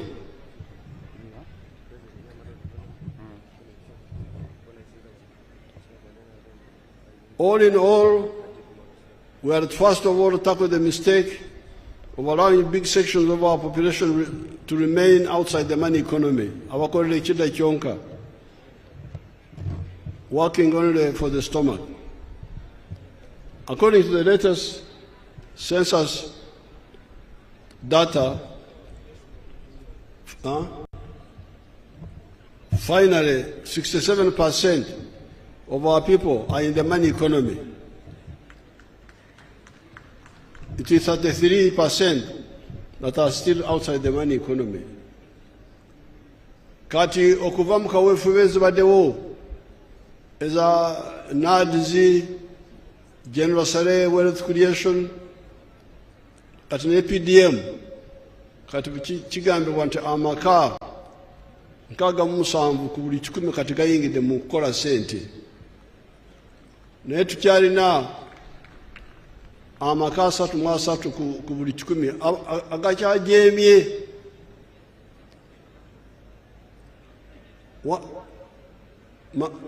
Makazi ambayo yameingia kwenye shughuli za kufanya pesa sasa ni 67%, lakini hiyo inamaanisha kwamba bado kuna 33 ya makazi ambao wako nje ya shughuli za kufanya pesa. Tena unachiona kama hapa wakati unakuja kwa ndege unaona ardhi nzuri lakini hamfanyi shughuli za kufanya pesa. Nitarudi Bukedi na sehemu zingine kuangalia hili jambo. Nitarudi. Ngenda koma okuyomba namwe kuro Kongola kuro kimukongola ni mubere bali ate ne mwesera ne mutenyigira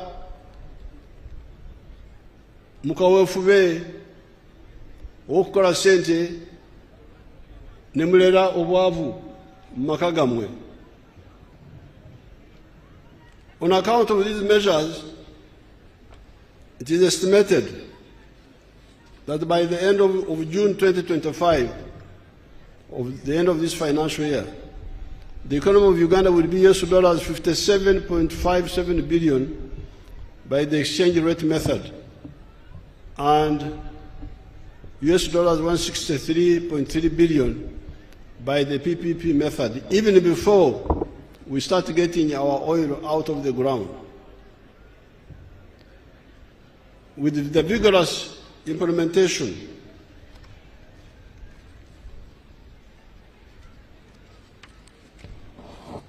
of all the phases mentioned above, we shall grow the GDP to 500 billion. This brings me now to the following crucial words I have been putting forward to you recently. These are development, enkulakulana, wealth obugaga, service provision, health, education, security, crime, etc., obuweereza, and jobs, emirimu. Bwe nakomawo tugenda okwogera ku bigambo ebino ebina: enkulakulana, obugaga, obuweereza n'emirimu. Bwe mbadde nzija wano nzije ku luguudo olulungi lwe twakola okuva e Namayingo, lulungi ddala, luli awo. Naye bwe mbadde ntunula bali y'oluguudo, mbadde ndabawo obwavu bukyaliwo. Kati obwavu okuliraana n'enkulaakulana si kyamagezi, kubanga obwavu bubwo ng'omuntu. Enkulaakulana ya ffenna, oluguudo lwa ffenna, essomero lino eriri wano ly'abantu bonna. Naye obwavu buli mu makaago. Naye ffe tugezako kyonna ekisoboka okubayamba muve mu bwavu obwo.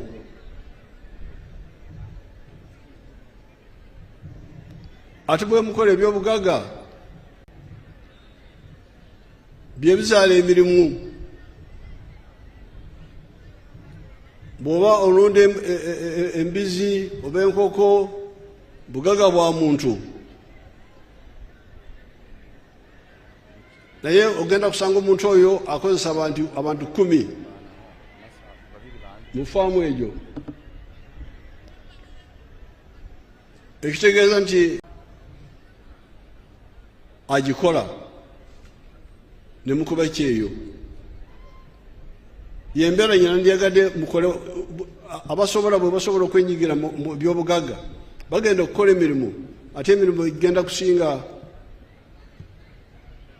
abantu obungi.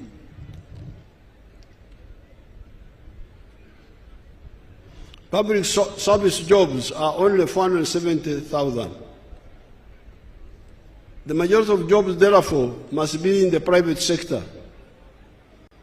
Already manufacturing is employing 1.2 million people. Services, 5 million people. And yet, this is just the beginning. This is the general message of the NRM. Si kituufu okulowooza nti gavumenti yegenda okukozesa abantu bonna. Kubanga emirimu gya gavumenti gimanyiddwa. Ow'omuluka ali omu, ow'egombola ali omu, DC ali omu, omubaka wa constituency wa parliament ali omu. Ne bw'ogenda ku basomesa waliwo ekibalo. Omubudde obwaffe omusomesa omu yasomesanga abaana 40. Kati bangambye tugiyita teacher people ratio. Bangambye nti kati mwakiteekako omusomesa omu eri abaana 50. Bwe twaggalawo lwa korona, abaana abagenda mu byalo baali obukadde 15. Kati bw'otwala ku kibalo kiri ekya 55, ogenda kusanga nti abasomesa abeetaagibwa bali 3,000. N'olwekyo emirimu egyo tegimala. Abasomesa, abasawo, abaserikale, abapoliisi tegimala. emirimu emingi muwulidde kati mu buweereza services already bakozesa abantu miliyoni 5. Ekyo nakyo tukitangaale tuleme okwonoona obudde ate abakulembeze nabo baguumaaza abantu ne batabanyonyola bulungi. Regarding the immediate plans for boosting the economy, I must mention the issue of the railways, the old meter gauge that is being repaired, and the new standard gauge railway that will go from Malaba to Kampala and Kasese, as well as going from Tororo to Lira, Guru, Nimure. With our petroleum resources, we are going to fund all this. The importance of the railway is to lower transport costs. This makes it easier for business to make profits. We are already handling electricity. With the low cost of production, Uganda becomes more attractive to business operators. They make profits more easily. Therefore, the people of the East rise up and take advantage of the government programs of PDM, Emyoga, Grow, etc. to join the money economy. The government has arranged for the rest: peace, infrastructure, the markets, etc. I cannot end this address without again emphasizing the importance of the African economic and political integration in whatever we are doing in regard to the two historical missions: prosperity for the African people and the strategic security. All patriots and Pan-Africanists in Uganda should link up with our brothers and sisters in Africa to work for the economic integration of the whole of Africa and the economic and political integration of East Africa, leading to the political federation of East Africa. Muongee na wao Wasamia kutoka Kenya na Wajaruo na Wakikuyu, tufanye muungano wa East Africa ambaye wazee wamekuwa wanapigania na mimi nimekuwa napigania kwa sehemu kubwa ya maisha yangu. That is what will be the insurance and guarantee for Africa's prosperity and strategic security. Otherwise, we are building a Latin America in Africa, and the sort of stagnation and misery you see in Latin America is already visible here. We are most pleased to have the visitors from the Central African Republic. His Excellency, mumpigie makofi.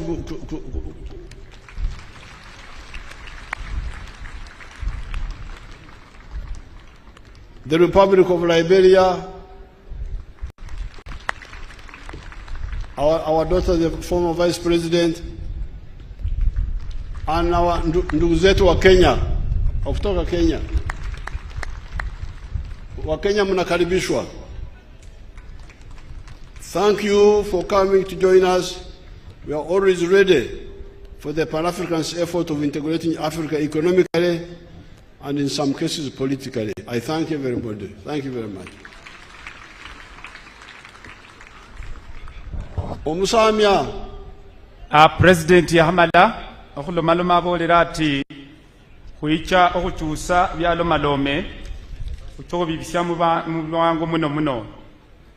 President natalomaloma alangire President Mukeni amwebasire okuicha yamwebasa okukyusa Uganda yabola ati ngaba President basye mu Africa niye mulala oba President bibewunjaho okwekeraho era ife bana Uganda kuline habi kubanende President Yoweri Kaguta Museveni mukulomaloma hwaye yebasire bosi bechere yangire kulo omukeni waye ekirano okwekesa otukwegata sikulundu muno ngalomaloma hungira ebarabara nadala eitula Arua ni ruha itio paka mu Central African Republic.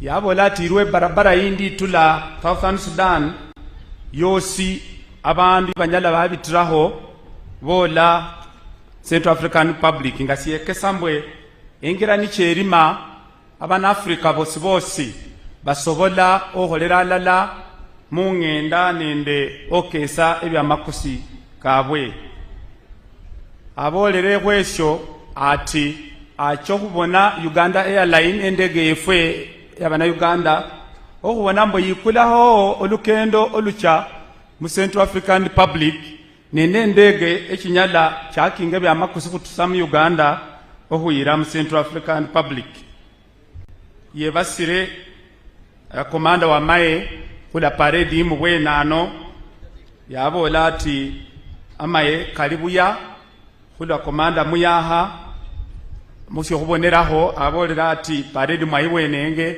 aba mae ni babao paka paredi liwa ne hulo buyaha ba paredi niba malire bakire ohole mirimo kindi ayosa yosere abo bana Uganda bose hulo imyaka kasasa bana kibiri nga hwetuka yacha mulukendo president lwakendere nende nare mu government lwakendere okutula luyengira mu bwami nenga natengira esi yatubola Uganda mu economy yanyola nga lumumanyire ebindu sibya becyangaho ebindu byekusanga nga balino okuberesa ebarua mundalo chobote mundalo chamini ebindu koti sukali ebindu koti sabuni sibindu byabone hangasa buli budalo ngolino kucha oba mumanyihe nadala abo babecyangaho maye bakwandikira habarua kuwacho wafune bindi ebyo ni esindu silala president byema ho yabona ati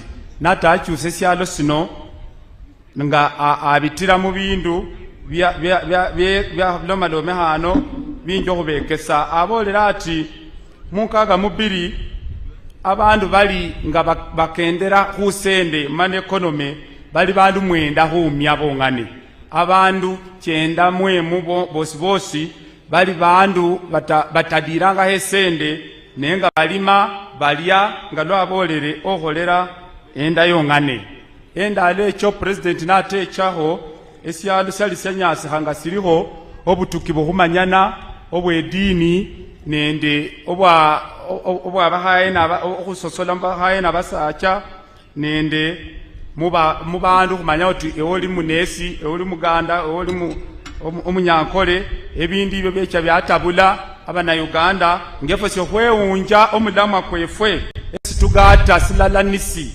president abolera ati nabere niecha yechere yabo nomundu ahola business ya Busia namutebera Busiho ati ukulangena president bamukaluhemu ati omundu yakolanga byakusa madimwa akula kamwenge yechi abona ati program chae yechi amo nyambwe abana Uganda bose ngalukwebulwa kumenya nasilala handu bandu balala bahola batusa ebindu binasilala wobona bandu abatusa amabere uli mundu atusa amabere musitundu yabanga yuma kula hundi esiyesyo kwabanga amabere kadiba mu bandu esiyekesambwe kubaho nende bakusa abahole bindi ibyo kwetaga ababikula kulesyo ngoma na Uganda wetaga mu na Uganda esiyesi eonyalo kulimano ebindu byao wao makula na yakula atula ruwa habola ati kubilala kumisingi kwae niyo okudaha Uganda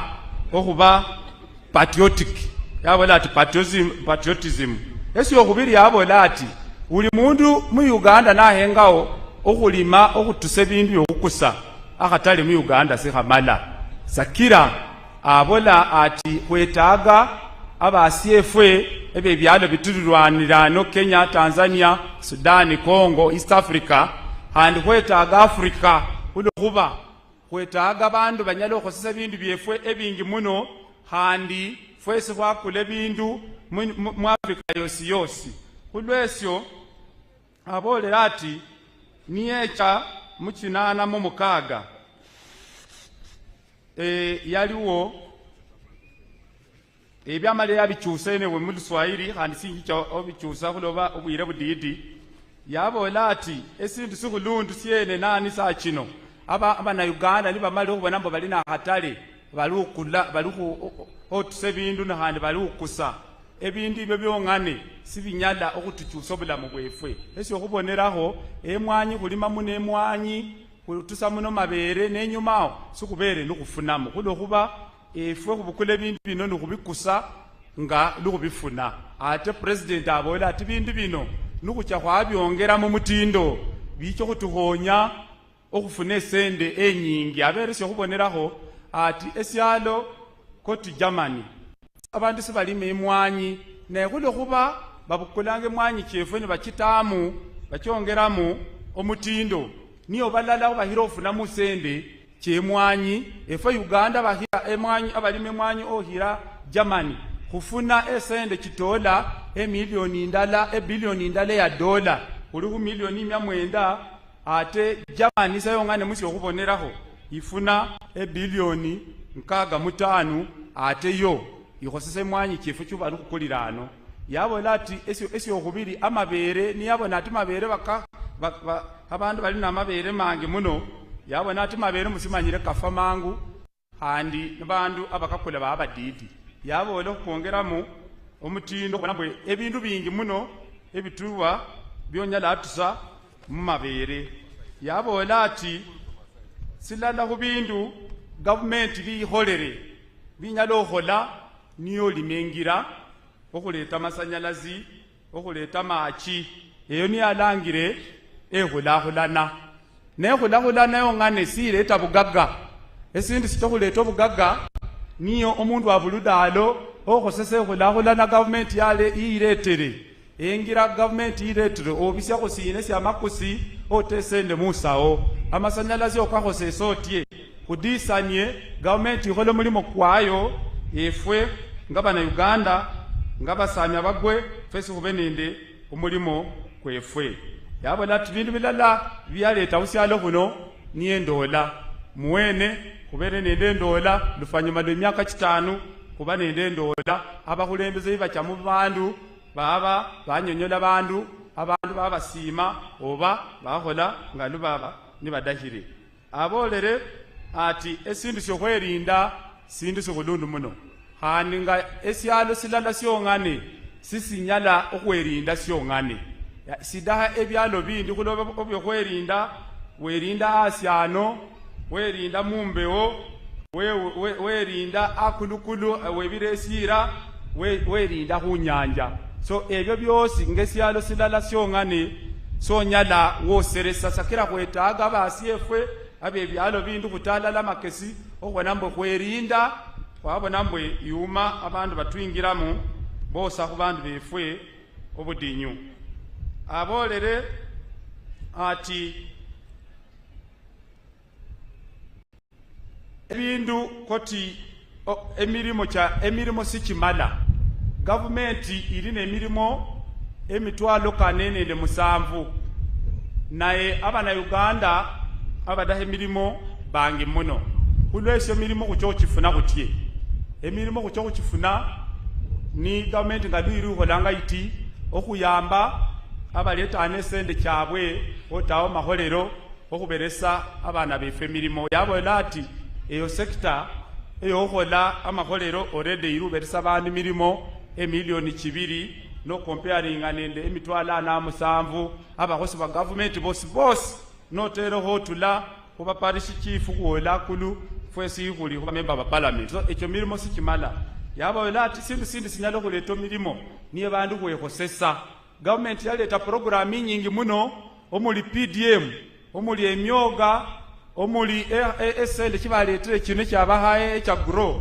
ekyabaraga nende kyabahasi abantu bakukole hakisa bahosese esende ekyo bakyo kwanje kwekosesa yatubola mbwe kwesyo syongane bandu kwekosesa orede bandu emilioni 5 kikwekholera okwefunisa emirimo abawulira message ya president batamuhola nga bakya alala nende program kya government nadala eyakyusino eya PDM yabola ati esa kino kuno kuba NRM government iholere muno ebindu bindu baboleranga ebyo abana Uganda saa kino tulaho lulanga lubali mwenda bonga ne bali mu economy esawa kino nkaga mu musambu humya at least bakonya hesende musawo nanu olukendo luli kuba no batakonanga hesende musawo abali asatu musatu humya ndala abandu abo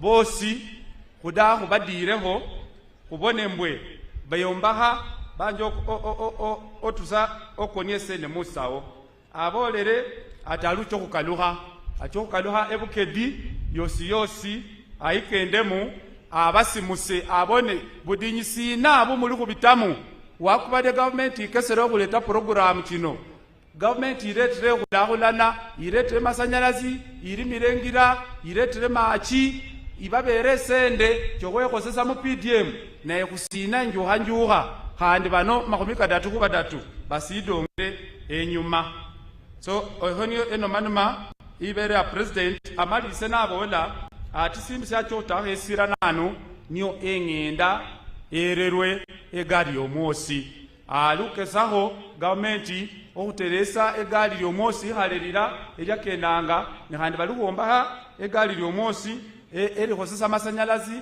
eri chosobosa abandu okesabya makusikabwe abene bose ukenderamu ne nibahola ebindu bakeseho ocha mumoni abolere namalirisa handi ati ebindu bidatu bine ebinyada byatuhonya esyamberi nisyo byalomalomeko development ehulahulana mulimo kwa government niko si mulimo kwawo government ihola itie ibane sende yali mengira yali tamasanyalazi yali tamachi nawe mwene olino ukola ogagawale atebera ati no gagawala onyalo gagawala no sabire yakaloha mati haba usabirisa sisi gagawaza esindu sinyalo kugagaiza niyo hole mirimo yabola ati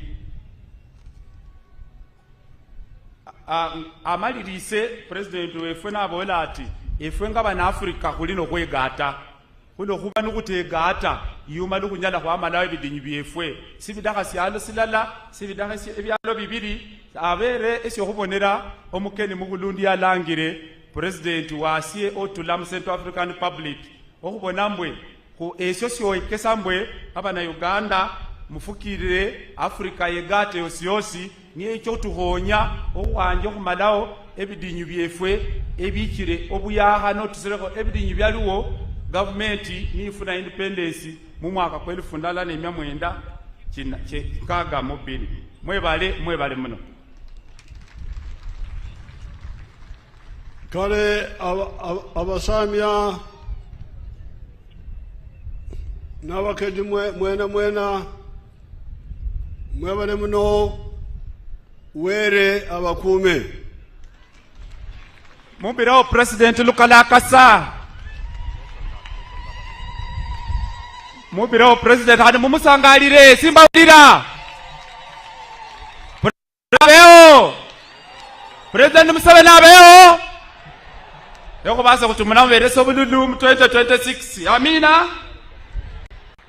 We want to recognize the presence of Mr. Karangwa, the NRM chairman of Kayunga district, who joined us. Wave, stand up and wave to His Excellency the President. He is also joined by Haji Lumolo Sulaiman, the NRM chairperson of Sironko. Thank you for coming. You can stand and wave to His Excellency the President. We are also joined with Your Excellency, the Changomacho family here. Changomacho is one of the people who started UPM here in 1980. We thank you that you have stood with the family for all those times, but the family is here and they are very grateful. We also lost one of the comrades, Your Excellency, called Magunia Ismail. The two, him and Changomacho in 1980, they are the ones who promoted UPM under the guidance of the late Chirunda Kivejinja in this area. We lost him last year, but the family is here and they always stand with the NRM. They always stand with you, Your Excellency.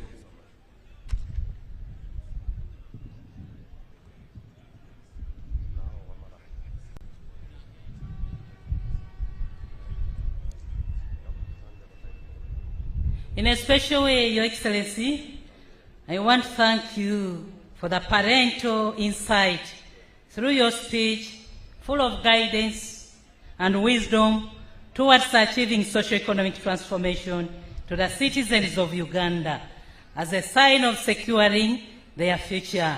As our national chairman of the mighty party NRM and President of the Republic of Uganda and Doctor of International Philosophy.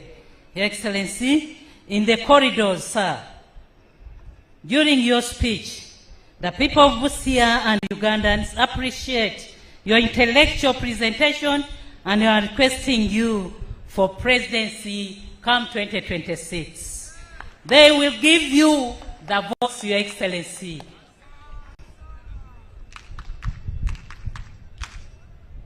Your Excellency, we are remaining with few activities to conclude this function.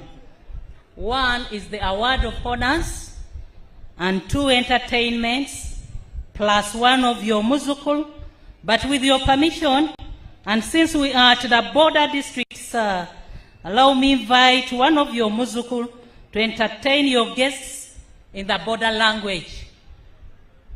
Please, the floor is yours.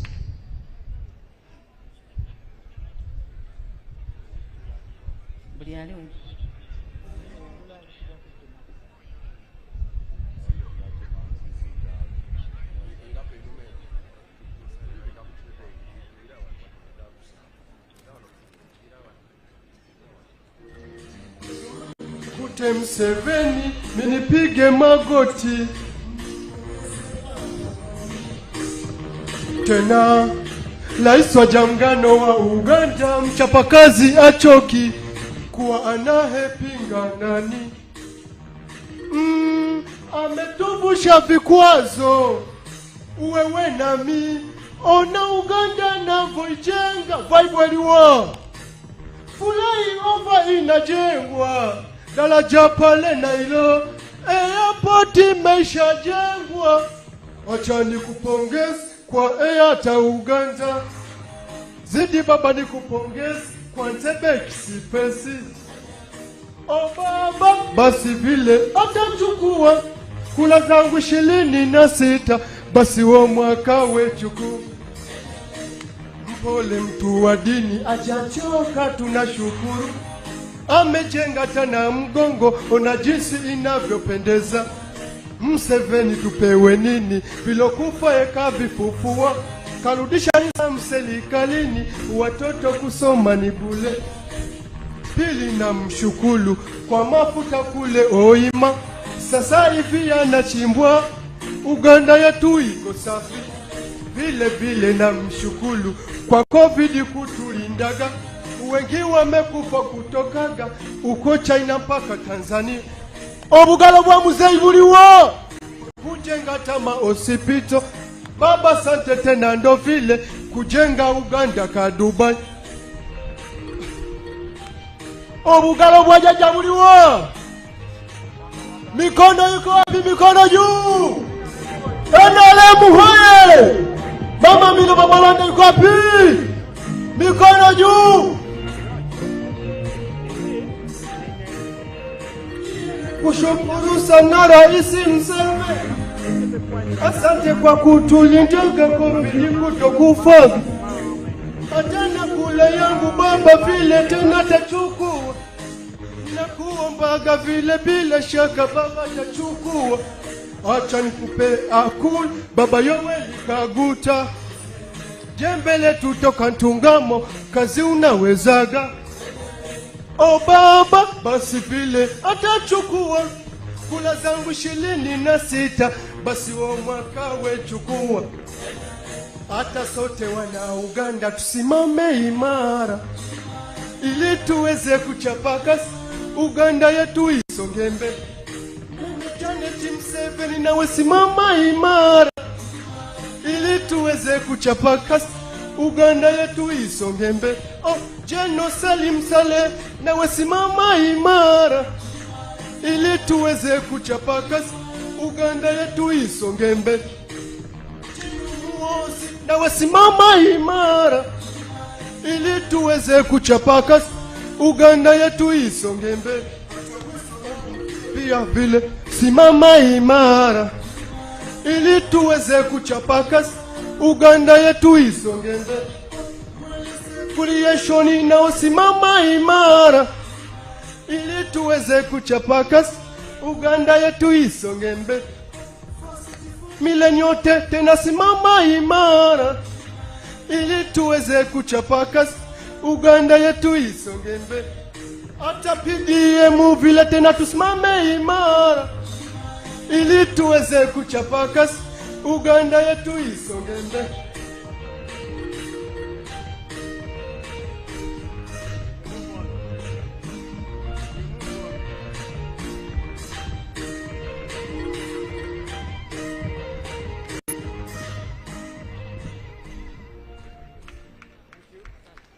Thank you, Muzukulu wa President Museveni.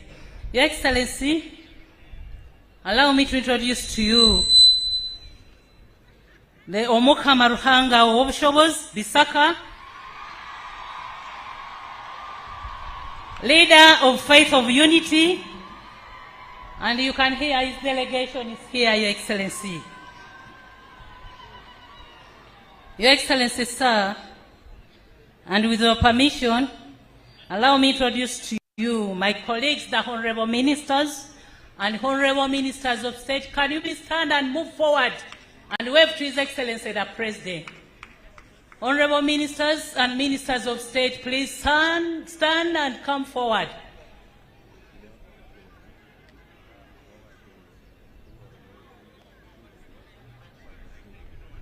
The same to the Honorable Members of Parliament. Please, honorable members, stand for HE's recognition.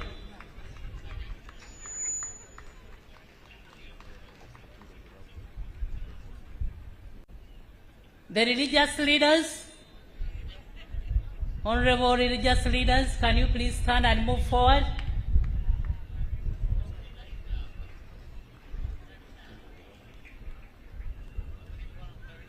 Also, the same to the cultural leaders. Please, cultural leaders.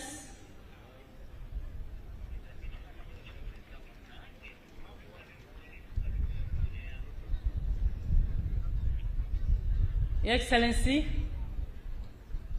allow me to introduce to you the RDCs, Deputy RDCs, and assistants. Can you please stand and wave to His Excellency? Move forward, RDCs, wherever you are. And wave to His Excellency, the President. The LC5 chairpersons, please stand and wave to His Excellency, the President, and our guest of honor. The senior presidential advisors, where are you? Senior presidential advisors, can you please stand and wave to His Excellency?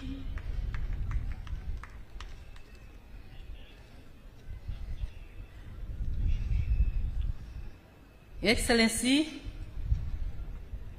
in a special way, allow me to introduce to you the ambassadors and high commissions. Eritrea, the Dean of Eritrea, where are you? Diplomatic Corps. Venezuela, can you please wave to His Excellency? UN Women, IGAD, Burundi, United Republic of Tanzania, Kenya, European Union, Belgium, Austria,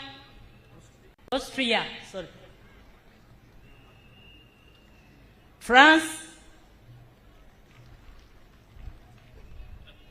Ireland, South Sudan, Equatorial Guinea, Ethiopia, Rwanda is represented by the Defense Attaché. Rwanda. Thank you, Your Excellency.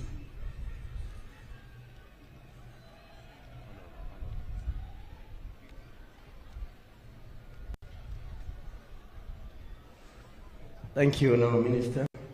Your Excellency, the Deputy CDF represented the CDF and is accompanied by Deputy Service Commanders, Generals and Senior Officers to your extreme left.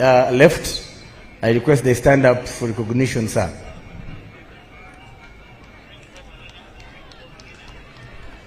Deputy Service Commanders and Generals plus Senior Officers. The IGP was also accompanied by senior police officers who are also seated in the same area. Please stand up for recognition.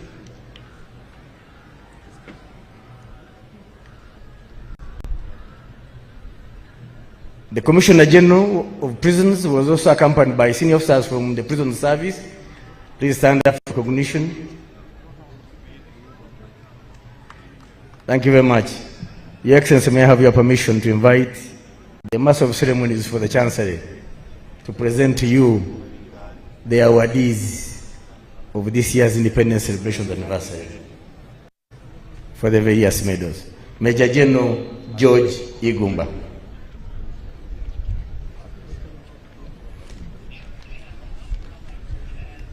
Your Excellency, sir, allow me also to introduce to you the High Commissioner India. Please, can you stand and wave to His Excellency?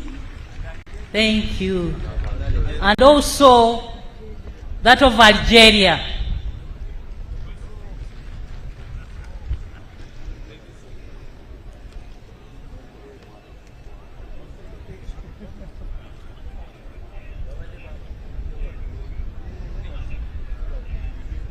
Bohabe Secondary School, get prepared to entertain His Excellency the President immediately after the word of honors, and also Babiri Bandu Cultural Group, Masab Town Council.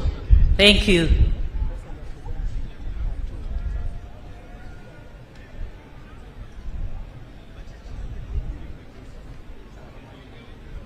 Your Excellency, we also have the Ambassador of Sudan, Khartoum. Thank you.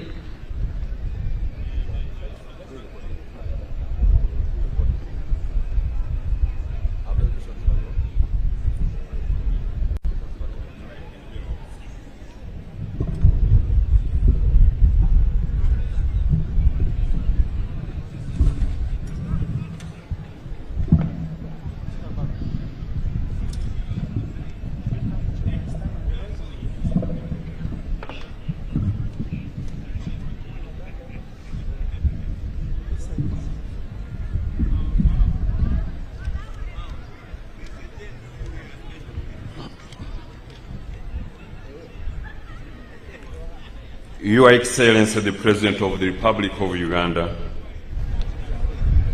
General Retired Yoweri Kaguta Museveni, His Excellency Professor Faustin Archangel Tondera, President of the Central African Republic, and his entourage, High Excellency the Vice President of the Republic of Uganda, Major Retired Jesper Rose Aluko Epel, His Lordship the Chief Justice, the Deputy Speaker of the Parliament of Uganda, the Vice Chairman of the ruling National Resistance Movement, the Right Honourable Prime Minister, and her respective deputies here present, the Secretary General of the National Resistance Movement, the former Vice President of the Republic of Liberia, High Excellency Joel Taylor, Honourable Ministers and Ministers of State here present, their worships, the religious leaders here present, their excellencies, the ambassadors and high commissioners here present, security service chiefs here present, honourable members of parliament here present, cultural leaders here present, distinguished invited guests, ladies and gentlemen, good afternoon.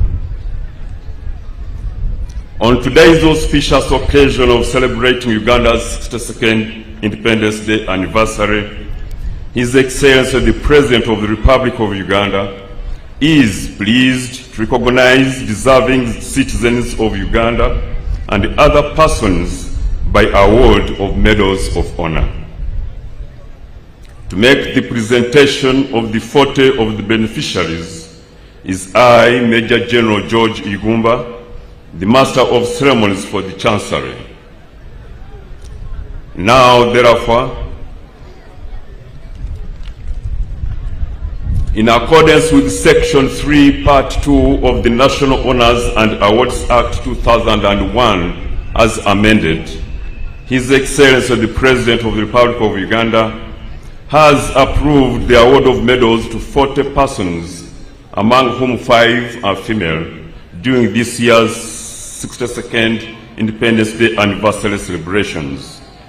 The medals and the categories of the Masaba Star Medal, the Personal Sacrifice Medal, the Meritorious Service Medal, Police, the Luero Triangle Medal, the Long Service with Good Conduct Gold, Police, and last but not least, the National Independence 60th Diamond Jubilee Anniversary Medal.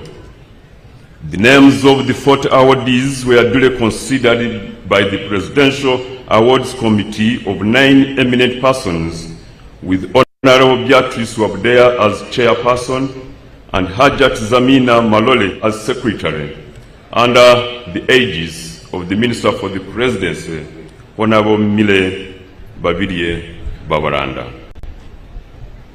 Now, the award of the Masaba Star Medal. Pursuant to Section 3(2), Second Schedule Part 1 of the National Honors and Awards Act 2001 as amended, the honor of the Masaba Star Medal is awarded to Defense Forces personnel under the same circumstances described in the award of the Kabalega Medal, but where the gallantry is not as conspicuous as in the Kabalega Medal. The one duly approved awardee is none other than Resistance Officer number 07932, Major General Bob Pasiskai Ogeki. The General enlisted into the Uganda People's Defense Forces way back on 21st November 1995. He holds a master's degree in Defense Studies of King's College, London, among many other qualifications. His enormous contribution to national security and promotion of peace in particular is reflected in his directly laid out plans in assessing situational threats, approving operations, and adopting best practices with a view to avoiding escalation of tensions while serving as 2 Infantry Div Commander between 2022 to 2023. Presently, he is the Joint Staff Policy and Plans at the Joint Staff Headquarters. Award of the Personal Sacrifice Medal, Police. Pursuant to Section 3(3), Second Schedule, Part 2A of the National Honors and Awards Act 2001 as amended, the honor of the Personal Sacrifice Medal is awarded to officers who have been wounded or killed in the line of duty. It may be awarded posthumously. The one and duly approved awardee is number 52051, Police Constable Odama Stephen. May his soul rest in peace.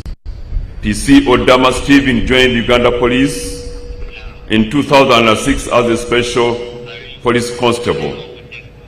The officer was deployed at Busika Police Station in Luero and was among the police officers who were attacked by suspected ADF rebels on 31st October 22. He was rushed to Mulago ICU after sustaining multiple bullet wounds and later died. His recognition is for the sacrifice he rendered to the nation. Award of the Meritorious Service Medal, Police. Pursuant to Section 3(3), Second Schedule, Part 2A of the National Honors and Awards Act 2001 as amended, the honor of the Meritorious Service Medal is awarded to police officers of meritorious service, particularly in operations where initiative and meritorious behavior has made vital differences to the success of the operations. It is also awarded for acts of endurance and dedication. The one duly approved awardee is number 2856, Inspector of Police Okiria James Francis. Award of the Royal Triangle Medal. Pursuant to Section 3.2, Second Schedule, Part 1 of the National Honors and Awards Act 2001 as amended, the honor of the Royal Triangle Medal is awarded to any person, military or civilian, who either joined the struggle or operated closely with the armed freedom fighters against dictatorships in Uganda from 1981 to 1986. The three duly approved awardees are Lieutenant Retired Jackson Golola, Resistance Officer number 0434, Captain Retired Henry Chimera, and Resistance Amen 01744, Retired Sergeant Mugisha Rashid Salongo. Award of the Long Service with Good Conduct Gold 30 years plus Police Medal. Pursuant to Section 3, Second Schedule, Part 2A of the National Honors and Awards Act 2001 as amended, the honor of the Long Service with Good Conduct Gold 30 years plus medal is awarded to officers with long service years with a clean and uninterrupted service to the force. The four duly approved awardees are number B/1114, Commissioner of Police Haj Basalirwa Jamal, a male adult from Bugiri District, who joined the Uganda Police Force in 1992 as a probationer police constable. He has risen through all the ranks up to the current one of Commissioner of Police. He has worked diligently in different capacities for now 32 good years, and he is currently working in the Directorate of Human Resource Administration as Commissioner of Police, Charge of Protocol, Honors and Ceremonies. Number C/128, Senior Superintendent of Police Chaningom Pius, a male adult from Nebi District. Number 1775, Senior Superintendent of Police Monday Johnson, a male adult from Kawarore District. And number N/1551, Inspector of Police Nerima Jessica, a female adult from Gomba District. Award of the National Independence 60th Diamond Jubilee Anniversary Medal. Pursuant to Section 3.2, Second Schedule, Part 1 of the National Honors and Awards Act 2001 as amended, the honor of the National Independence 60th Diamond Jubilee Anniversary Medal is awarded to a person in recognition of outstanding service and loyalty to the country from 9th October 1962 to 9th October 2023, and who has championed and contributed significantly to the struggle for independence, or to a person who has continued to protect the independence of Uganda. The 30 duly approved awardees are Resistance Officer number 07696, Colonel Samuel Chigora Tumwebaze. Resistance Officer number 07364, Lieutenant Colonel Retired Vincent Tumwesije Bakarwera. Resistance Officer number 07654, Lieutenant Colonel Dr. Patrick Mpima. Resistance Officer number 07663, Lieutenant Colonel Retired Robert Mugiz. Resistance Officer number 11038, Lieutenant Colonel Loveday Gaspar Lakomekej. Resistance Officer number 08081, Major John Ediegu Resistance Officer number 08872, Major Retired Charles Bwire. Mr. Shiri Madhusudan Agrawal, a male adult from an Indian national. He is the founder and trustee of Mamtama and Madhusudan Agrawal Foundation. The government of Uganda appointed him as Honorary Consul of Uganda in Mumbai to cover Western India.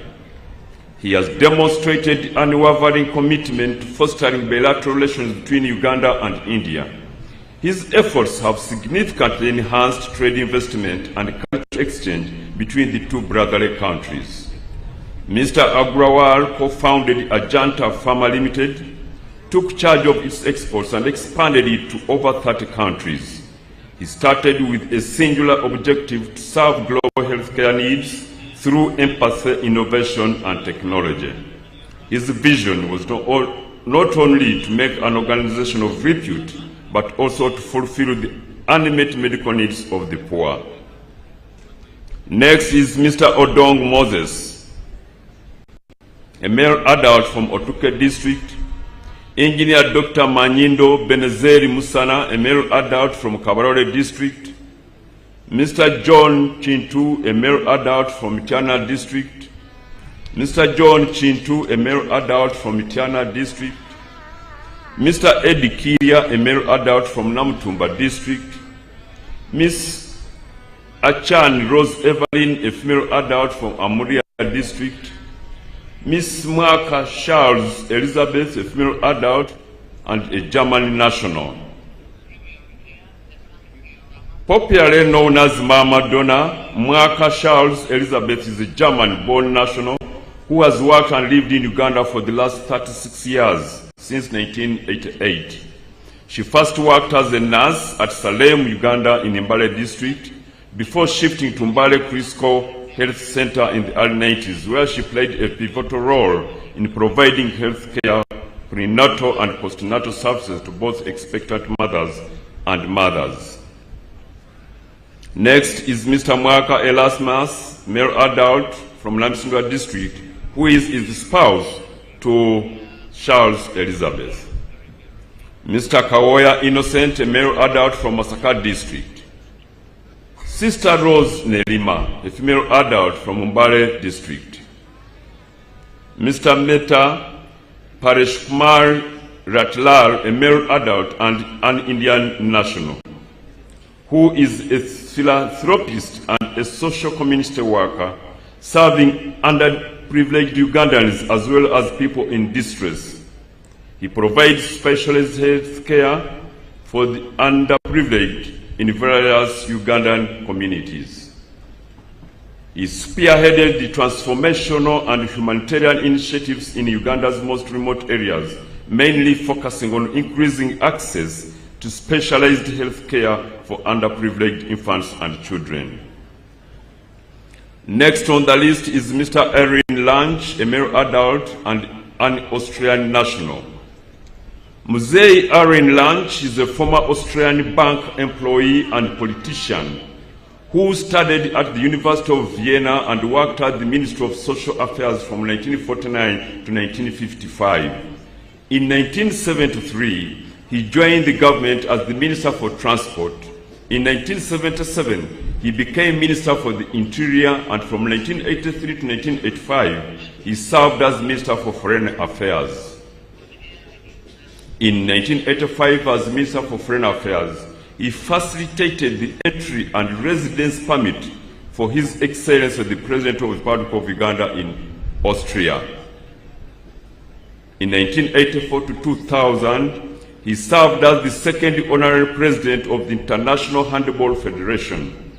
During his tenure, he organized urgently needed medical equipment for the treatment of women in Uganda and personally delivered them in Kampala. Next on the list is none other than Mr. Wilson Katorogo Katamigwa, a male adult from Rukunjiri district. and Resistance Officer number 178338, Second Lieutenant Colonel Nzana Gumisiriza, a male adult from Isingiro District.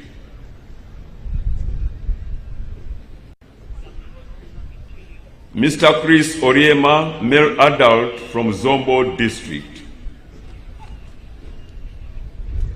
Mr. John Makombo, a male adult from Kasese District. Mr. Paul Ross Wagaba, may his soul rest in peace, from Nakaseke District.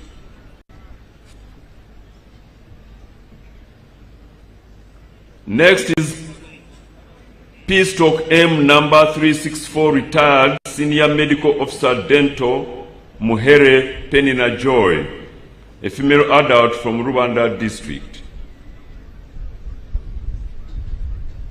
P/M number 357, retired Senior Clinical Officer Mugisha Gad Karia.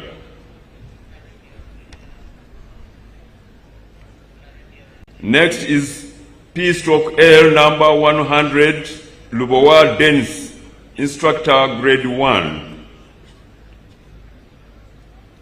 Next is Ambassador David Dimaka, a male adult from Gulu District. Mzee David Dimaka started serving the country from 1966 up to 1968 as a teacher at Gulu Church of Uganda School. He later joined the civil service in 1969 as a culture officer in the Ministry of Culture and Community Development. While there, he was appointed administrator of the Uganda National Theatre and Cultural Center. He was also appointed a director of the National Dance Troupe, the Heartbeat of Africa troupe that toured many countries of the world, promoting our cultural heritage abroad.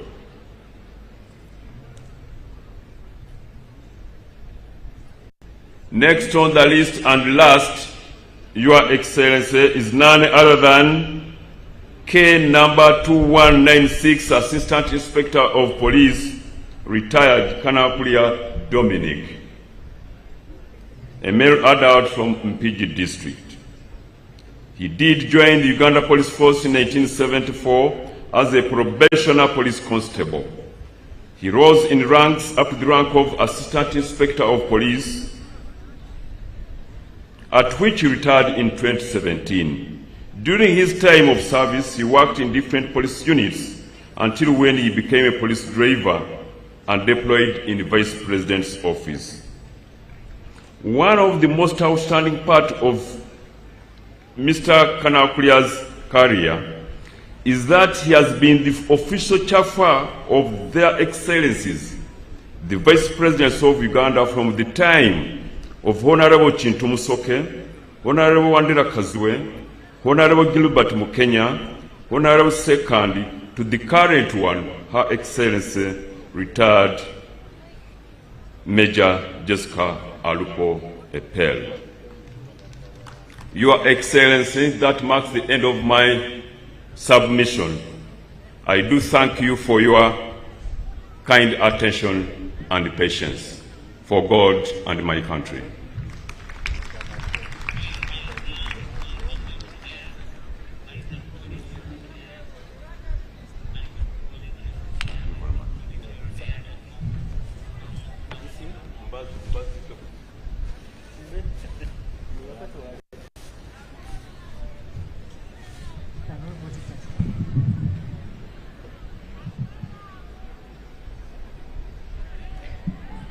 Thank you very much.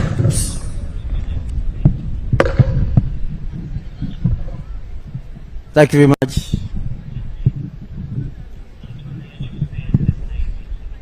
Where are these people?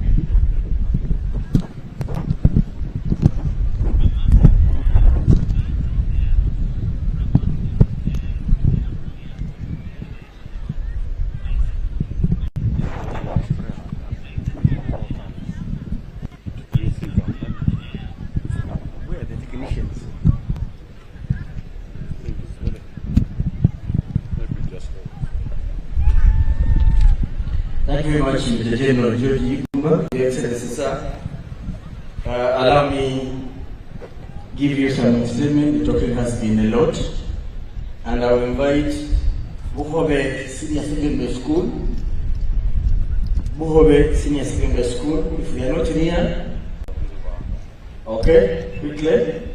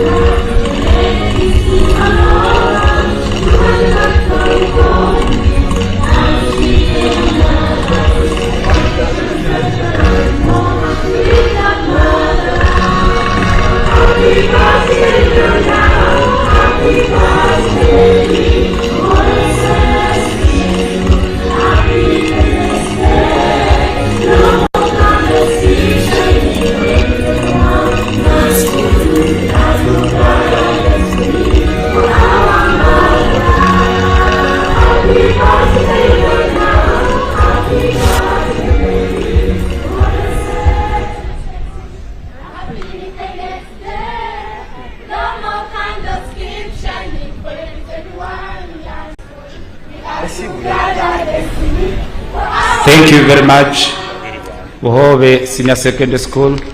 Your Excellency, I want to thank you for this school because you delivered to them the bus you had promised them and they are very grateful. Buhobe, thank you so much. Next on stage is Babiri Bandu Hutula Emasafu. Mwebale muno abana be Buhobe mubobereho mahono nga lubatula stage. Babiri Bandu. Your Excellency and the guests, this is the host sub-county, the town council of Masaf, and they are here to entertain you, Your Excellency.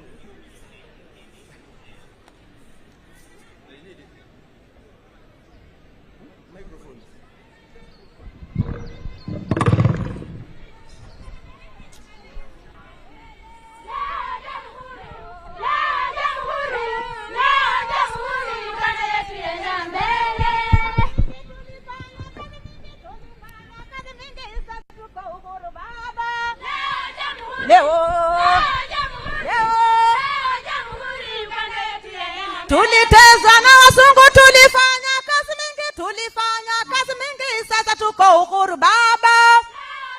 Leo Uganda yetu ya mbele. Tulifanya kazi mingi, sasa tuko uhuru baba. Leo jamhuri Uganda yetu enda mbele.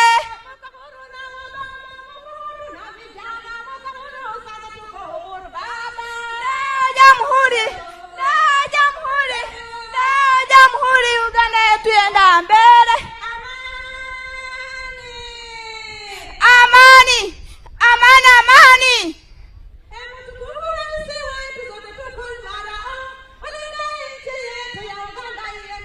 Emutukufu Museveni sote tuko imara, olinda nchi yetu na Uganda iendelee.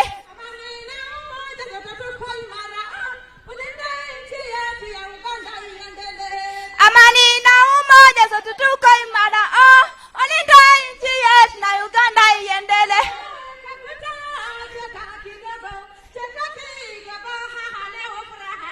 Ena wewe Kaguta, cheka kidogo haha leo furaha te. Mwana bila tendelea siwa Kaguta. Usirudi nyuma,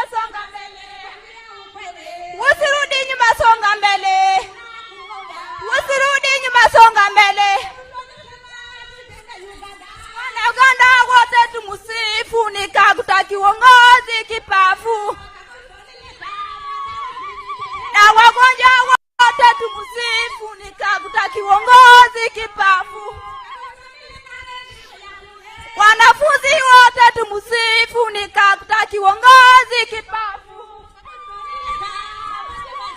Wanaganda wote tumusifu, ni kiongozi kipafu. Wanaganda wote tumusifu, ni Kaguta kiongozi kipafu. Wanaganda wote tumusifu, ni Kaguta kiongozi kipafu. Wanaganda wote tumusifu, ni Kaguta kiongozi kipafu. Wanaganda wote tumusifu, ni Kaguta kiongozi kipafu.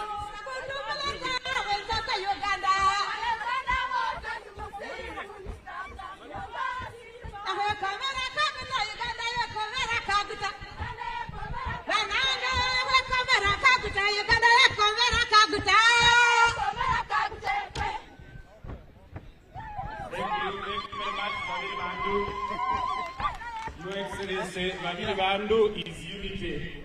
Two is more than, is better than one.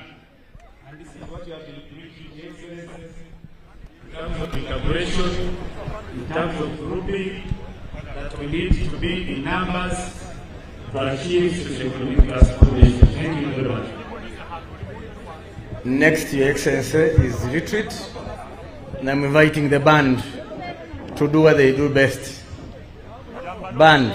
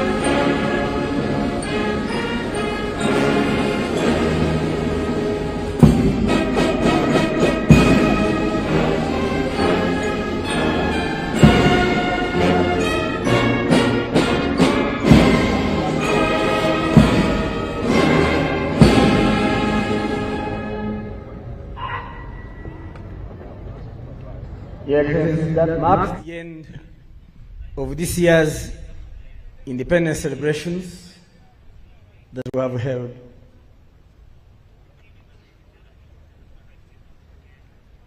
You may take your seats. The Excellencies will leave at their leisure, starting with our guest president.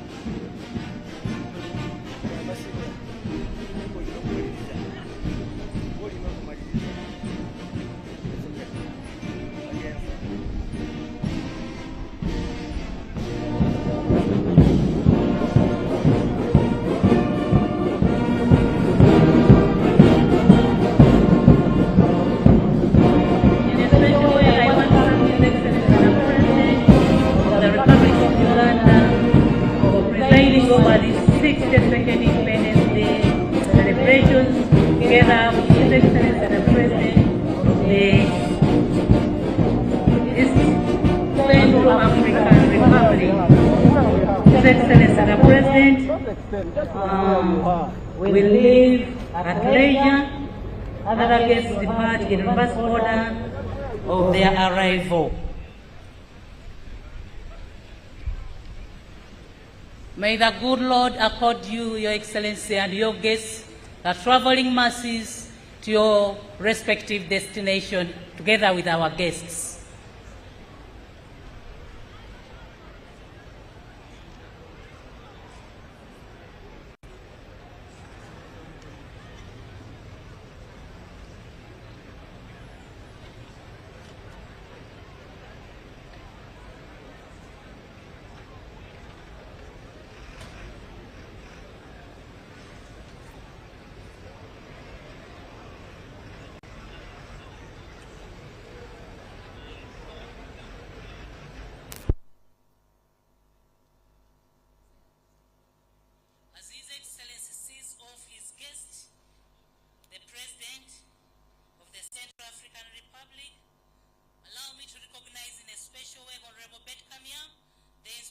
General of Government, Ambassador of Libya, the Ambassador of Turkey, the UN Resident Coordinator, the UN Resident Coordinator. Thank you for coming and celebrating with us.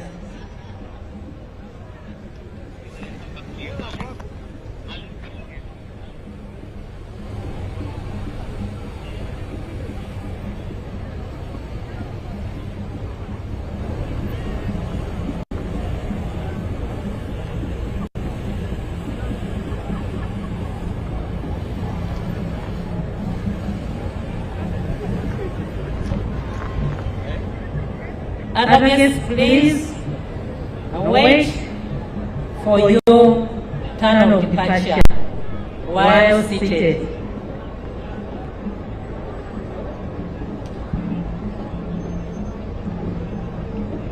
Kweli.